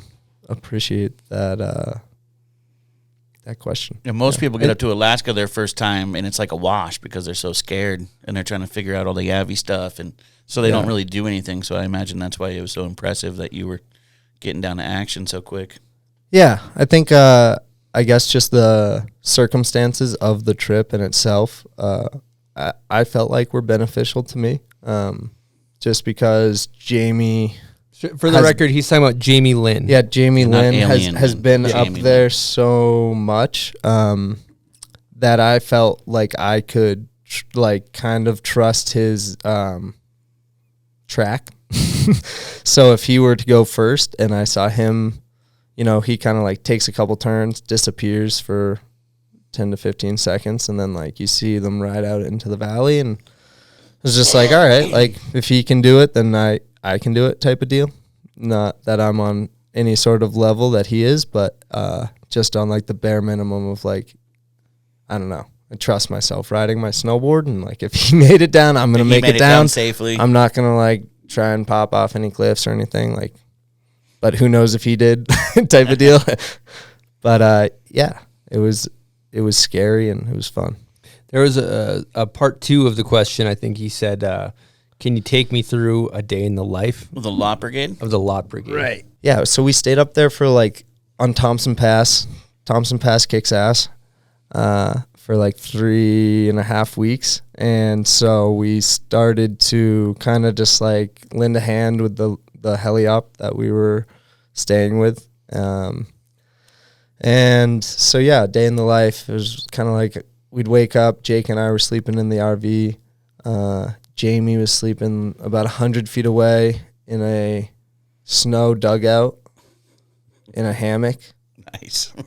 With like I don't know, every day it kind of evolved into more of like a hideout with like plywood and tarps and jet boils and shit. It was sweet. And we'd kind of all like, depending on what the schedule was or what the weather was doing, we'd either kind of like lazily get up and get food from the food truck that was like 20 feet away from our RV, or we'd be like making cereal and getting all our gear together to get in the helicopter. And it just depended what the weather was like and kind of what the schedule was like for flying. And I was very new to that whole process, so I really didn't know. And I was kind of just like kind of waiting on Jake's word. He would kind of leave the RV and kind of come back and be like, all right, we're flying in 10 or something. Or be like, all right, we're chilling for like at least a couple hours. Like we might be flying later this morning. So it was kind of like he'd either come back and be like, all right, get ready. And you'd be like, oh, shit, like, okay. Or just like you're chilling for a little bit. And we had a fair amount of down days. And so on those down days, we'd end up like chopping wood and just, yeah, because like some of the tents for the heli-op were, you know, wood stove powered, and we'd chop wood with like the ground workers and learned how to like fuel the helis and just kind of, yeah, like fucked around. I think we, at one point we like made a drink stand, and we were like making micheladas and serving people of the lot. Damn. We couldn't sell them, I guess, technically. So we just like had a tip jar, and we gave all the tips to the food truck that we were parked right in front of. That's pretty sick. Yeah, it was a riot. It was really fun. That's incredible. I got to imagine if you were to tell yourself, little 16-year-old Parker Szumowski, that you're going to be hopping in a helicopter with Jamie Lynn, and you're going to get dropped off in Alaska, and it's like only a few years away. You'd be like shitting a brick, I bet. Yeah, for sure. For sure. Fucking crazy. And like even crazier is just like, I don't know.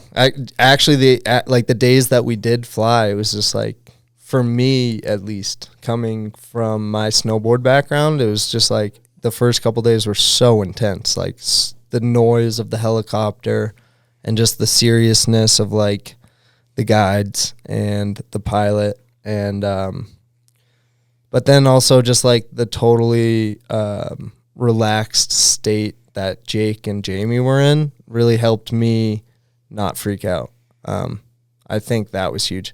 And Austin Smith was up there as well, and he flew with us most days, which was really cool. They were all like just super level-headed, and I think I only like really got fucking terrified like twice, which was really scary, but they also were just like super cool. I was like, I think I'm good for like the day. That run just scared the shit out of me. They're like, all right. I think it's good to get terrified up there because it keeps you in check. For sure, yeah. I think, I don't know, and they give you that kind of pep talk of like, everything looks way bigger than it is. This lid on this face, and like they run you through everything, and it definitely like sobers you up really quickly, and you're just like, or I don't know. Everybody has a different way of approaching like new experiences, but I was definitely like, I think I want to come home from this one, so maybe just like stick to what you know how to do, like do some turns. And I know I was talking to Jake a lot about that because he's been up there a good amount, and he's like, yeah, just do your thing, and no pressure. But yeah, it was a great experience, fucking awesome, and I can't wait to go back. Yeah, it's pretty exciting, huh? Yeah, it's exhilarating for sure. Especially to go with like, I don't know, Jamie is just like a fucking, doesn't really say much, so you're just like, what are you really thinking? And like, I don't know. He definitely did some shit that really surprised me, you know, and he's fucking really good at riding a snowboard, so it was really cool to see that firsthand in that terrain and be like, wow, like, yeah, respect. Like, you're a legend. I don't know. Like, Find out why he's a legend. Yeah, for sure. For sure. All right, Parker, we got to talk about the fact that you just turned pro. That's huge. First of all, congratulations. Thank you. Second of all, I think there's a guest question with the Patreon. We got one from Jackson. Let's give Jackson an air horn. Yeah, this is two Patreon questions in one show from Jackson. Jackson's having as a long big as it's day. the same Jackson. Action Jackson. What's the story behind your pro model graphic? And do you plan on continuing to film in the streets or move more towards backcountry riding in the next chapter of your career? Thank you for the question, Jackson. Great question. I did not have any hand in my pro model graphic. It was just like a complete surprise to me, which was super special, super cool surprise, probably the biggest surprise of my life. Basically, the story is the like format of the graphic, the way it's all like laid out with the base and whatnot. is from an old Kate. It's almost like a reissue, kind of like a revamped reissue of a Daniel Frank Pro model. He had like a whale instead of like mine is a caterpillar, but same layout, name in the middle on the base, and like same top sheet layout, but just different colors and different animal, I guess. And yeah, shout out to Cole Navin and Mark O'Malley for coming through on the graphic. Yeah. That's a killer graphic. I think that's one of the coolest ones I've seen in a minute. And let's talk about the fact that they like one of the he had cool one things. more part to that question. Oh, right. Were you going to be moving more towards the streets or to the big mountains in the future? Yeah, I'm definitely drawn to trying to get a snowmobile and trying to do more backcountry. But I think I will most likely still film in the streets. Yeah, I noticed the board's a 159 too, so that's a good question, I guess. Yeah. I guess that's very relevant considering that my board is like a directional, more free ride board. Again, complete surprise to me. But that is the board that I ride most often when I go to Brighton, and especially if it's snowing. And it's the board I rode when I was in Alaska. And so, yeah, I guess I'd like to continue riding that board and in more steeper, bigger terrain. Killer. We should talk about the fact that I think it's really fucking cool that K2 surprised you. It's like a skateboard company does. Yeah, when some you turn boss pro, moves. it's a big deal. They surprised you. All your friends were there. You know, it was just seemed very special. What was the feeling you had when they handed you that board and all your friends are there? Again, just like so shocked and surprised, and I don't know, kind of felt like a deer in the headlights a little bit. I didn't really know what to say. Yeah, I still don't really know what to say. Super grateful, and like huge shout out to Tommy J and like John Colonna and Tim Swart and everybody at K2 Snowboards. Yeah, it was a special night and it was really cool. My sister was there and a bunch of my friends were there, and yeah, I can't really imagine it going any better than it did. It was awesome. That's so cool. And you've been a guy that's been on the same sponsors, it seems like, for your whole career since you're a kid. Like you rode for K2 all the way through. You've been on Vans forever. It's always kind of cool to see that. Yeah, for sure. I think something that there's always been like takeaways throughout like my journey, I guess, through snowboarding, and like the main thing has just been like the relationships that I've made along the way, and luckily some of those relationships have been at like great brands, and yeah, I'm like forever grateful for that because I've been like K2 has been my only board sponsor and been getting boards since I was 15. So yeah, and just with all the companies that I work for, I value loyalty, and I think that it's reciprocated the same way at the brand. So major shouts for the support. Yeah, they've been floating you boards since you were 15. Yeah, that's cool. Yeah. So we were talking last night about I don't know if it's your mentality or your mindset or how you describe it, but you mentioned something about how you're kind of one of your main goals is just to be happy, simply put. Yeah, I feel like I don't know. It's just like something that I kind of like continue to remind myself of, to like when I'm whether they're just like goals I'm setting in my head, or if I'm writing them down, or if I'm like aspiring to do something, it's like always remind myself, or just like remember to like ask myself, I guess, if it's going to like make me happy, or ask myself if I am happy, kind of, just kind of like a check-in. And that's something I feel like I ask my friends and like my family. I'm just like, are you happy kind of deal? Just like, it's almost like just saying like, are you okay or something. That's like the way I see it. Cause like if somebody's not, or if like you're just not fundamentally happy about where you're at and like your present moment, then, maybe you need to let some shit off your chest, or, maybe you have something going on. I know that like if I'm not happy, I usually like could talk to somebody or something. So yeah, but that's like just one of my like, I feel like overarching goals for like the rest of my life, like design a life that makes me happy. And I think like from a young age, one of like my main things is like to like not work at a desk or something, you know, and that like just like stemming from liking to be outside and like feeling like if I had to be inside from 9 to 5, like 5 days a week, then I probably wouldn't be happy, you know? So, and yeah, I don't know. I just feel like that's something that like keeps me on track kind of, or keeps me like, going in the right direction or something, like being happy. I really like what you said about evaluating decisions and simple protocol.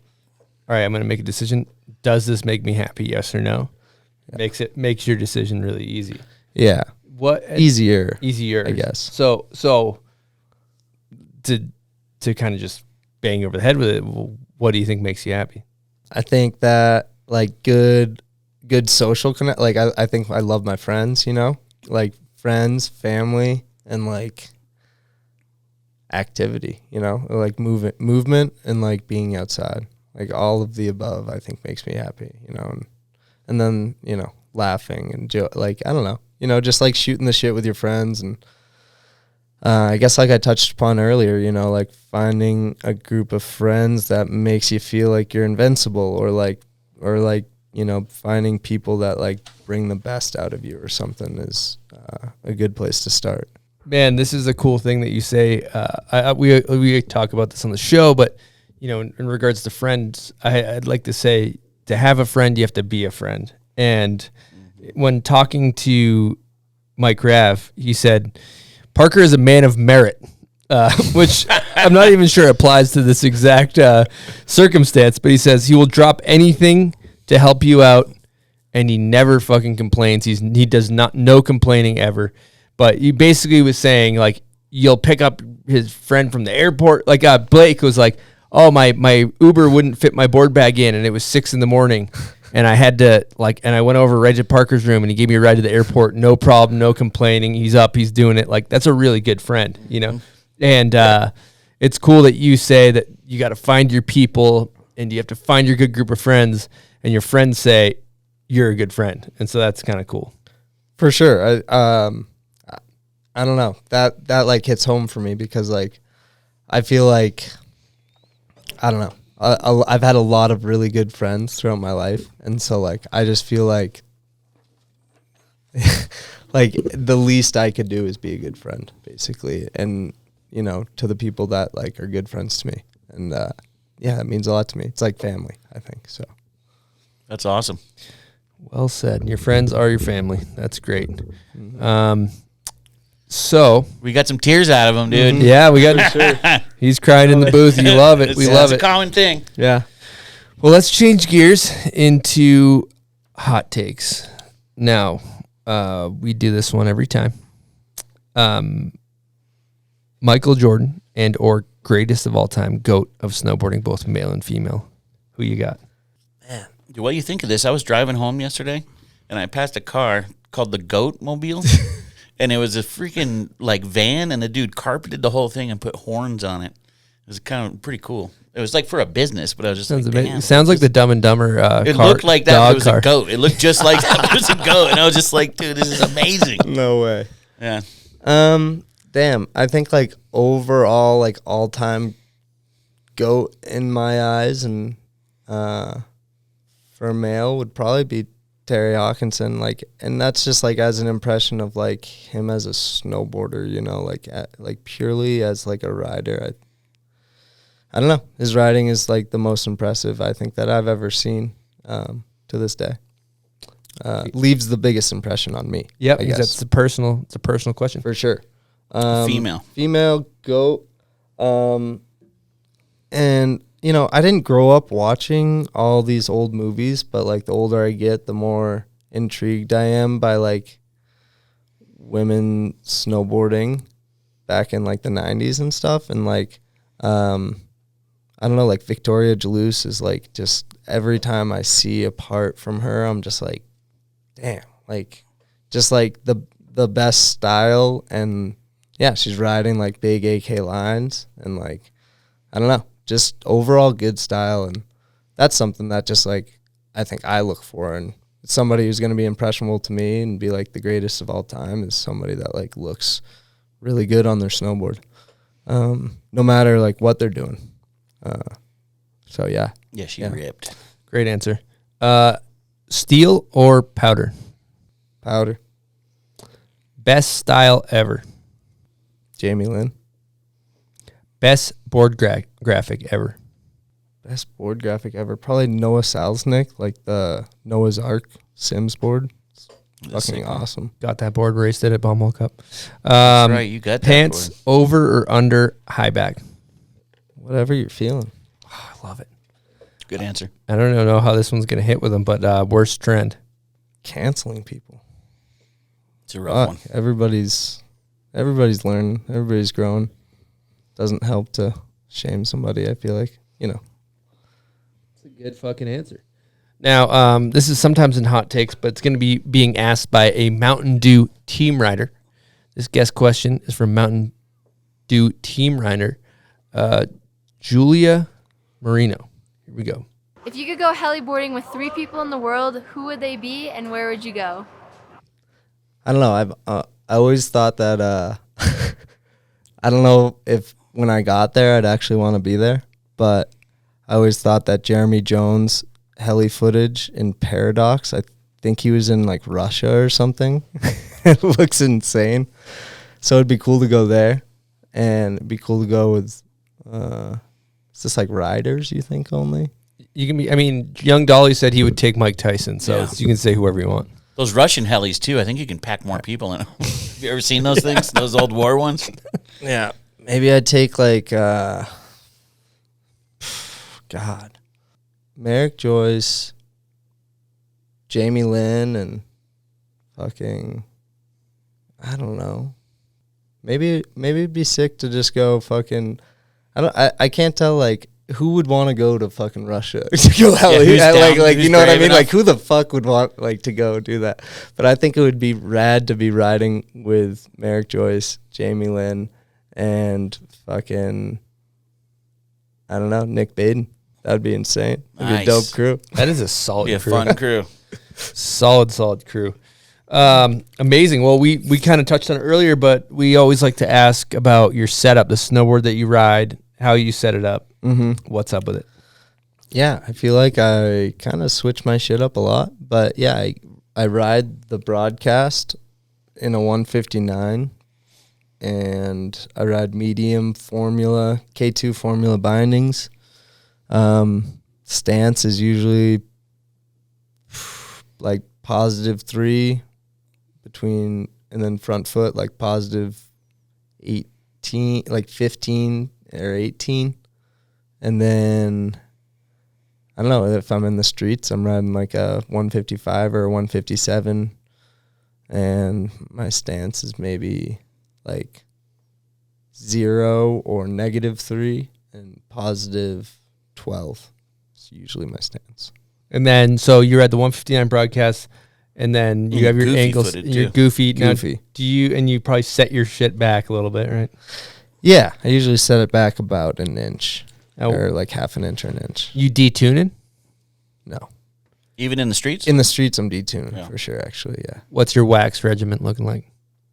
It's pretty loose these days. Not waxing, wow. Pretty loose these. No, I'm waxing, but, you know, sometimes you wax with the wrong wax and you wish that you didn't wax. You got to study up. Sometimes it deters you for a bit. I don't know. Back in the day, I feel like I'd wax, you know, when I was a weekend warrior, every weekend, it would be like every night I was waxing. Yeah. But I feel like I did that too when I was young, like just wax. I guess it just depends on what the fuck we're gonna get into. I don't know. Okay, another question. Have you ever hit a smelling salt? No. All right, squeeze that and then give it a sniff and then hand it to me and we'll send it around the horn. Squeeze it. It'll pop and then turn red. Once it pops, smell it right away. Oh, he went aggressive. He went too deep. Oh, he went in deep. Dude, you went too deep. Oh, he went in deep. He was all fucked up. He went so He's deep. all fucked up. Oh, dude. I was just about to say, don't go too deep. Oh, man. Probably Oh, Dude, my he, God. he zebbed it, dude. I bet you feel that in the back of your head, huh? Not quite. Just like nasal region, pretty heavily. Dude. It kind of made me go blind for a second. I was like, "Ugh." Yeah, you don't need to go too deep on it, but I respect that you did. Holy shit! What do you mean too deep? Like you kind of, it's like a light. You went like, yeah. like I don't know. I yeah, don't know. that was like you were doing something else there. Yeah. Dive in head first. Yeah. You know? If you're gonna try something, try it. Yeah, you got to respect that. I respect gotta that, dude. respect Yeah, when I it. saw you You close never your know eyes, how like fast or like I don't know how strong. I don't know. That hits. It hits you Yeah. good. That hits you good. really hard. Yeah, it comes in good there. Comes in like a when freight you hit train. it real good, it makes your eyes water, and you just really feel it. What are those for? So we Hockey, I yeah, we think. got them because we were watching playoff hockey a couple of years ago or last year, whenever, Yeah. and we just saw the hockey players just whacking smelling salts on the bench. Yeah, well, they're on the bench. They need to get hyped. To Now get are back they on that hitting ice. it pretty hard? Or are they hitting? Yeah, it oh yeah, hard? they're whacking them between every shift. And, yeah, and it wakes you up to kind of go out there and sprint. You know, it gives kind you of a bad smell. You know, like Ammonia nitrate opens up the sinuses. really opens you up. We guys probably are- won't have them, but you can always check bombhole.com for a run through while smelling salts. They always sell out. Yeah, there's a Do natural you ever hit them shortage. when you're like maybe feeling a little under the weather? Or? We've heard. We hit them when I was driving out the bend, and they're great. Great for driving. Yeah, great. Keeps for you driving. awake. Yep. Fair enough. We're gonna start hitting them. I saw Mark Mick hit them right before Red Bull. Where were we at? Peace Park. Peace Park. Yep. Actually, didn't ride that well that day, so I don't know. Oh, he didn't ride that well. But Zeb Powell hit him, and he had stuff coming out of his ears. Really? That's Yes, true. he was leaking out of his ears. He So- hit From it, the- he hit from it the so salts. hard. we thought we were gonna have to bring him to the hospital. Oh man. So He went deep with it. Do you guys believe in aliens? yeah, let's talk aliens. Dude, I mean, I do. I yeah. thoroughly believe, or fully believe in aliens. There's gotta Encounters be. or What's that? encounters? I haven't had any encounters. Okay. I got some shit, You do. dude. So Oh, this You had is an encounter? we've never talked about this on air, have we? What, dude? Okay, check this out. On my finger right here. You've got a mark? See, there's a perfect triangle. Look above my fingernail there. What? See that? There's like a triangle. You see it? You've been chipped? So it's a. So I had a dream. I got abducted as a kid, What? and then I have this like. Wait, you were a kid when you had the dream or Yeah, I had a dream. Yeah, I was. When I was a kid, when I was a child, like I was probably like middle school, I had a dream that I got abducted by aliens, and I have a weird triangular scar that's like right above my fingernail. I never knew how I got it because I didn't fall or anything. And then I Google imaged like alien abduction triangles, and I saw other ones like this. Just like that. How So have you never I- told me this? I dude? don't know. I All don't this know how time I've never. in the booth. Yeah, and Buds is a big alien abduction guy. Wow. Yeah, so I think there's a chance I might have been abducted, but I can't confirm. I don't know. And they probably chipped you. And this could be a chip. Yeah, it's pretty. I mean, it's a bizarre scar. Have you seen this, Buds? Look, right above, right there. If you look like the triangle. Oh yeah. Looks like there's something in there. You might want to get x-rays. Yeah, I mean, Yeah, I've heard of people getting X-rays and they find stuff in there. No. Really? Yeah. so what's your Damn. take on aliens, Parker? I don't know. I'm a believer that there's extraterrestrial life, if that's what you want to call it. I don't know. I think I don't know. I just think it's interesting, like how there's a lot of like documentation of ancient civilizations, and how like the feats that they accomplished are basically like unaccomplishable by modern technology, and Like the pyramids, stuff like yeah, that. the pyramids, just big buildings, and like what's that island, like Easter Island? Island, Yeah, yeah. those structures are crazy. Like how'd they get those rocks there? And like, yeah, I don't know. It's interesting. I feel like it's good to question. I always think it's important to like question authority, and I feel like there's some sort of authority on like maybe our history, in a certain way. And like, so I don't know. I think it's interesting to question it. Be like, well, maybe we didn't, evolve like Darwin maybe said we did, or so, like who the fuck Who knows? really And knows, and yeah. I'm just speculating, like.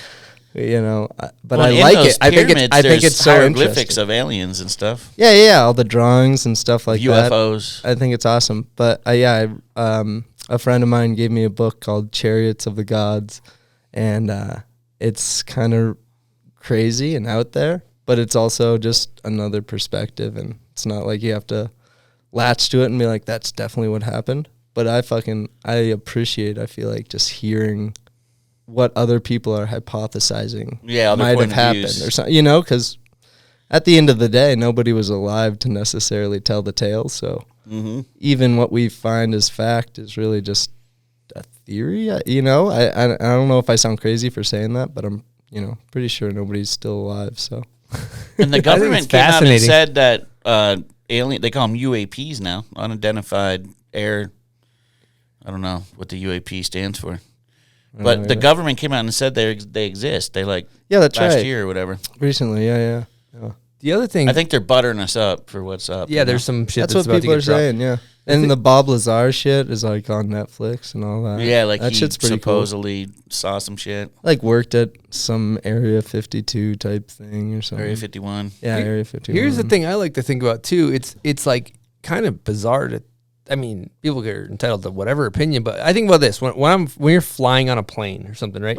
You ever fly and you're coming into land and you look over and you're like, holy shit! Like I am like a little small, insignificant little ant, and like because we think our little world and our bubble is so important, and what we have going on is so important, and then you get on a plane and you overlook, you're like, oh, I'm just a little fucking little nothing, nothing, and then you think about that's just one planet. And then you zoom out, and there's fucking who knows how many goddamn planets. Yeah, endless. But so like to me, when you really like, if you just zoom way out, and how small we are, that also is like, it's kind of like selfish almost to think like, I don't know, or not even like you're entitled to your own opinion, but to like just be like, there's no way or something. I don't know, or to deny it. You know, I think it's just good to be open minded to the possibilities. Are there people that don't think aliens exist? There's definitely people for that sure. don't think. I think so. A lot of people in religion. Right. I figured out what UAP stands for: unidentified aerial phenomena. Okay. And there we go. Dude, there's crazy stuff about pilots seeing stuff, and they there's all those like the tapes of what they were saying. Yeah, there's wild stuff. And it's out like there. if those people are saying it, like the guys who like fly like warplanes, and they shit, fly all like, the time. Fucking at this point, they're flying like supersonic jets and shit. I have a question. Do you think Skylar Brent is an alien? I don't think so. No, but he could be related. I don't know. You know, Christian Bueling has always been a pretty big alien advocate. Is he? And he's got this shirt. I don't really know what's up with like North Woodstock, New Hampshire, but I think there was some sort of abduction or sighting there. I think there's like an alien store off the side of the highway or something. Is there? Shit. Yeah. There's one down in Moab. Is there? Oh, I've heard of that one. By the gas station there. Yeah. I can't believe you've been chipped, dude. I think I'm probably chipped. They're watching you. Well, Bodie was abducted. Yeah, Bodie said he got abducted. He had a dream he got abducted, and then he never dreamed again after that. Also, he was 2-time Rider of the Year. So I'm just saying, you might want to be getting chipped. And straight up. I mean, I'm down. What's up? Probe? Who knows? Who knows You were probed, chipped, sent back on your way. It's blurry. It's a blurry memory. But yeah, that's crazy. I did have the dreams fucked up. There was like really bright lights outside my room as a kid. And who knows? You know, this is the other thing. You might have seen a movie that inspired this 100%. The other thing I also think with is the triangle. I question everything because they say 50% of your memory is not correct. I've heard that too. You ever been with somebody? You're just like creating. They're telling a story, and you were there, and you're like, that didn't happen. Yeah. Oh, it's happened all the time. It happens all the time. But you're like, wait, am I the one that like can't remember? Or are they the ones that are fucking up? But you don't know. You know, unless there's footage. But you know, most of the time I'm going to argue that I'm right because that's what we do. That is what we do. You're entitled to your opinion, but your opinion's fucking wrong. And mine is right. That is funny though when someone keeps telling you a story and you're just like, come on. When you're there, you're like, wait, that didn't happen. But that's how they remember it. Yeah. Or that's how maybe you remember it. Who knows who's wrong there? This just made me think, and this is like way out there, but I think like quantum shit is really interesting. Oh, I love this. There's theories of like, there's multiple dimensions or whatever. So imagine if like your memory was getting diluted between like dimensions or something. Some people say dreams are that too. Yeah, right. You're sharing memories between dimensions or something, and it happened that way in another dimension. Yeah, and that's why you think so. Theory. That's why you feel so strongly about your opinion. You're like, no, it happened fucking this way. Well, you can get buds going on the what's it called? Which the Hollow Earth one? No, not Hollow Earth. The other one.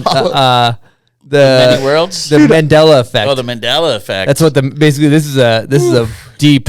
I mean, it's a deep one. Have you heard of the Mandela Effect? It sounds familiar. It's but when people like believe a certain thing was a certain way. Like you could take like maybe your Bueller's hat. Okay. Like I remember the logo was one way and I can swear by it. But then you go and look at it and it's not like that. But there's like thousands of people that remember it like I remember it. But yet when you look it up, it's different.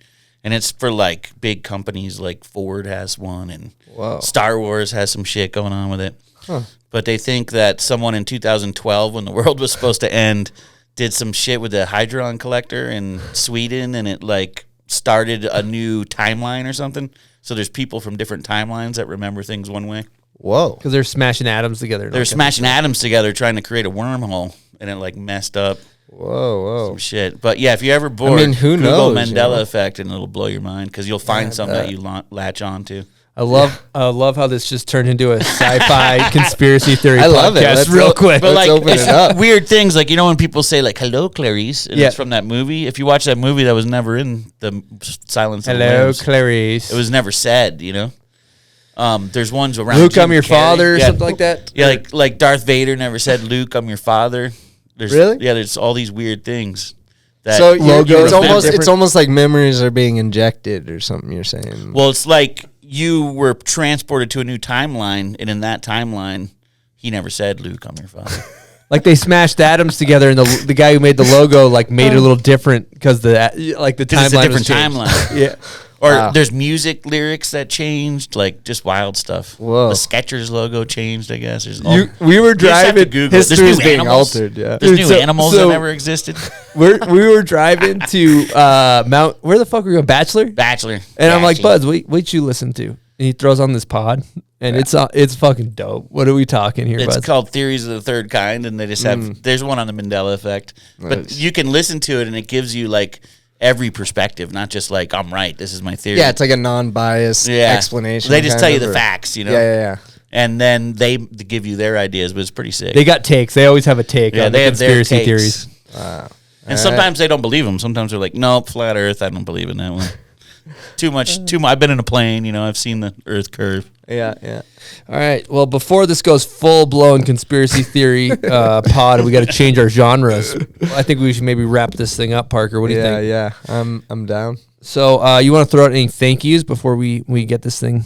Yeah, huge shout to like my friends and family, all my sponsors, K2 Snowboarding, Van Snowboarding, Howell Supply, Eastern Border,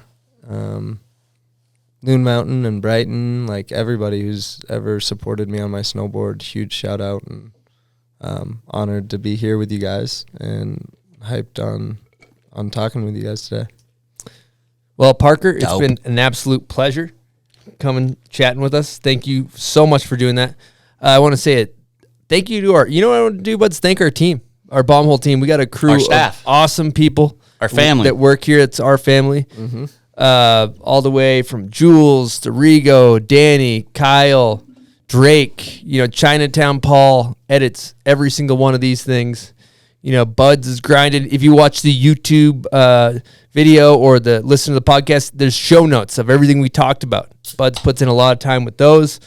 Everybody works really hard to make this thing happen. So thank you so much to you guys for listening and watching and supporting the Bomb Hole. It's been a really fun run. And over and out from the Bomb Hole. We will see you next week.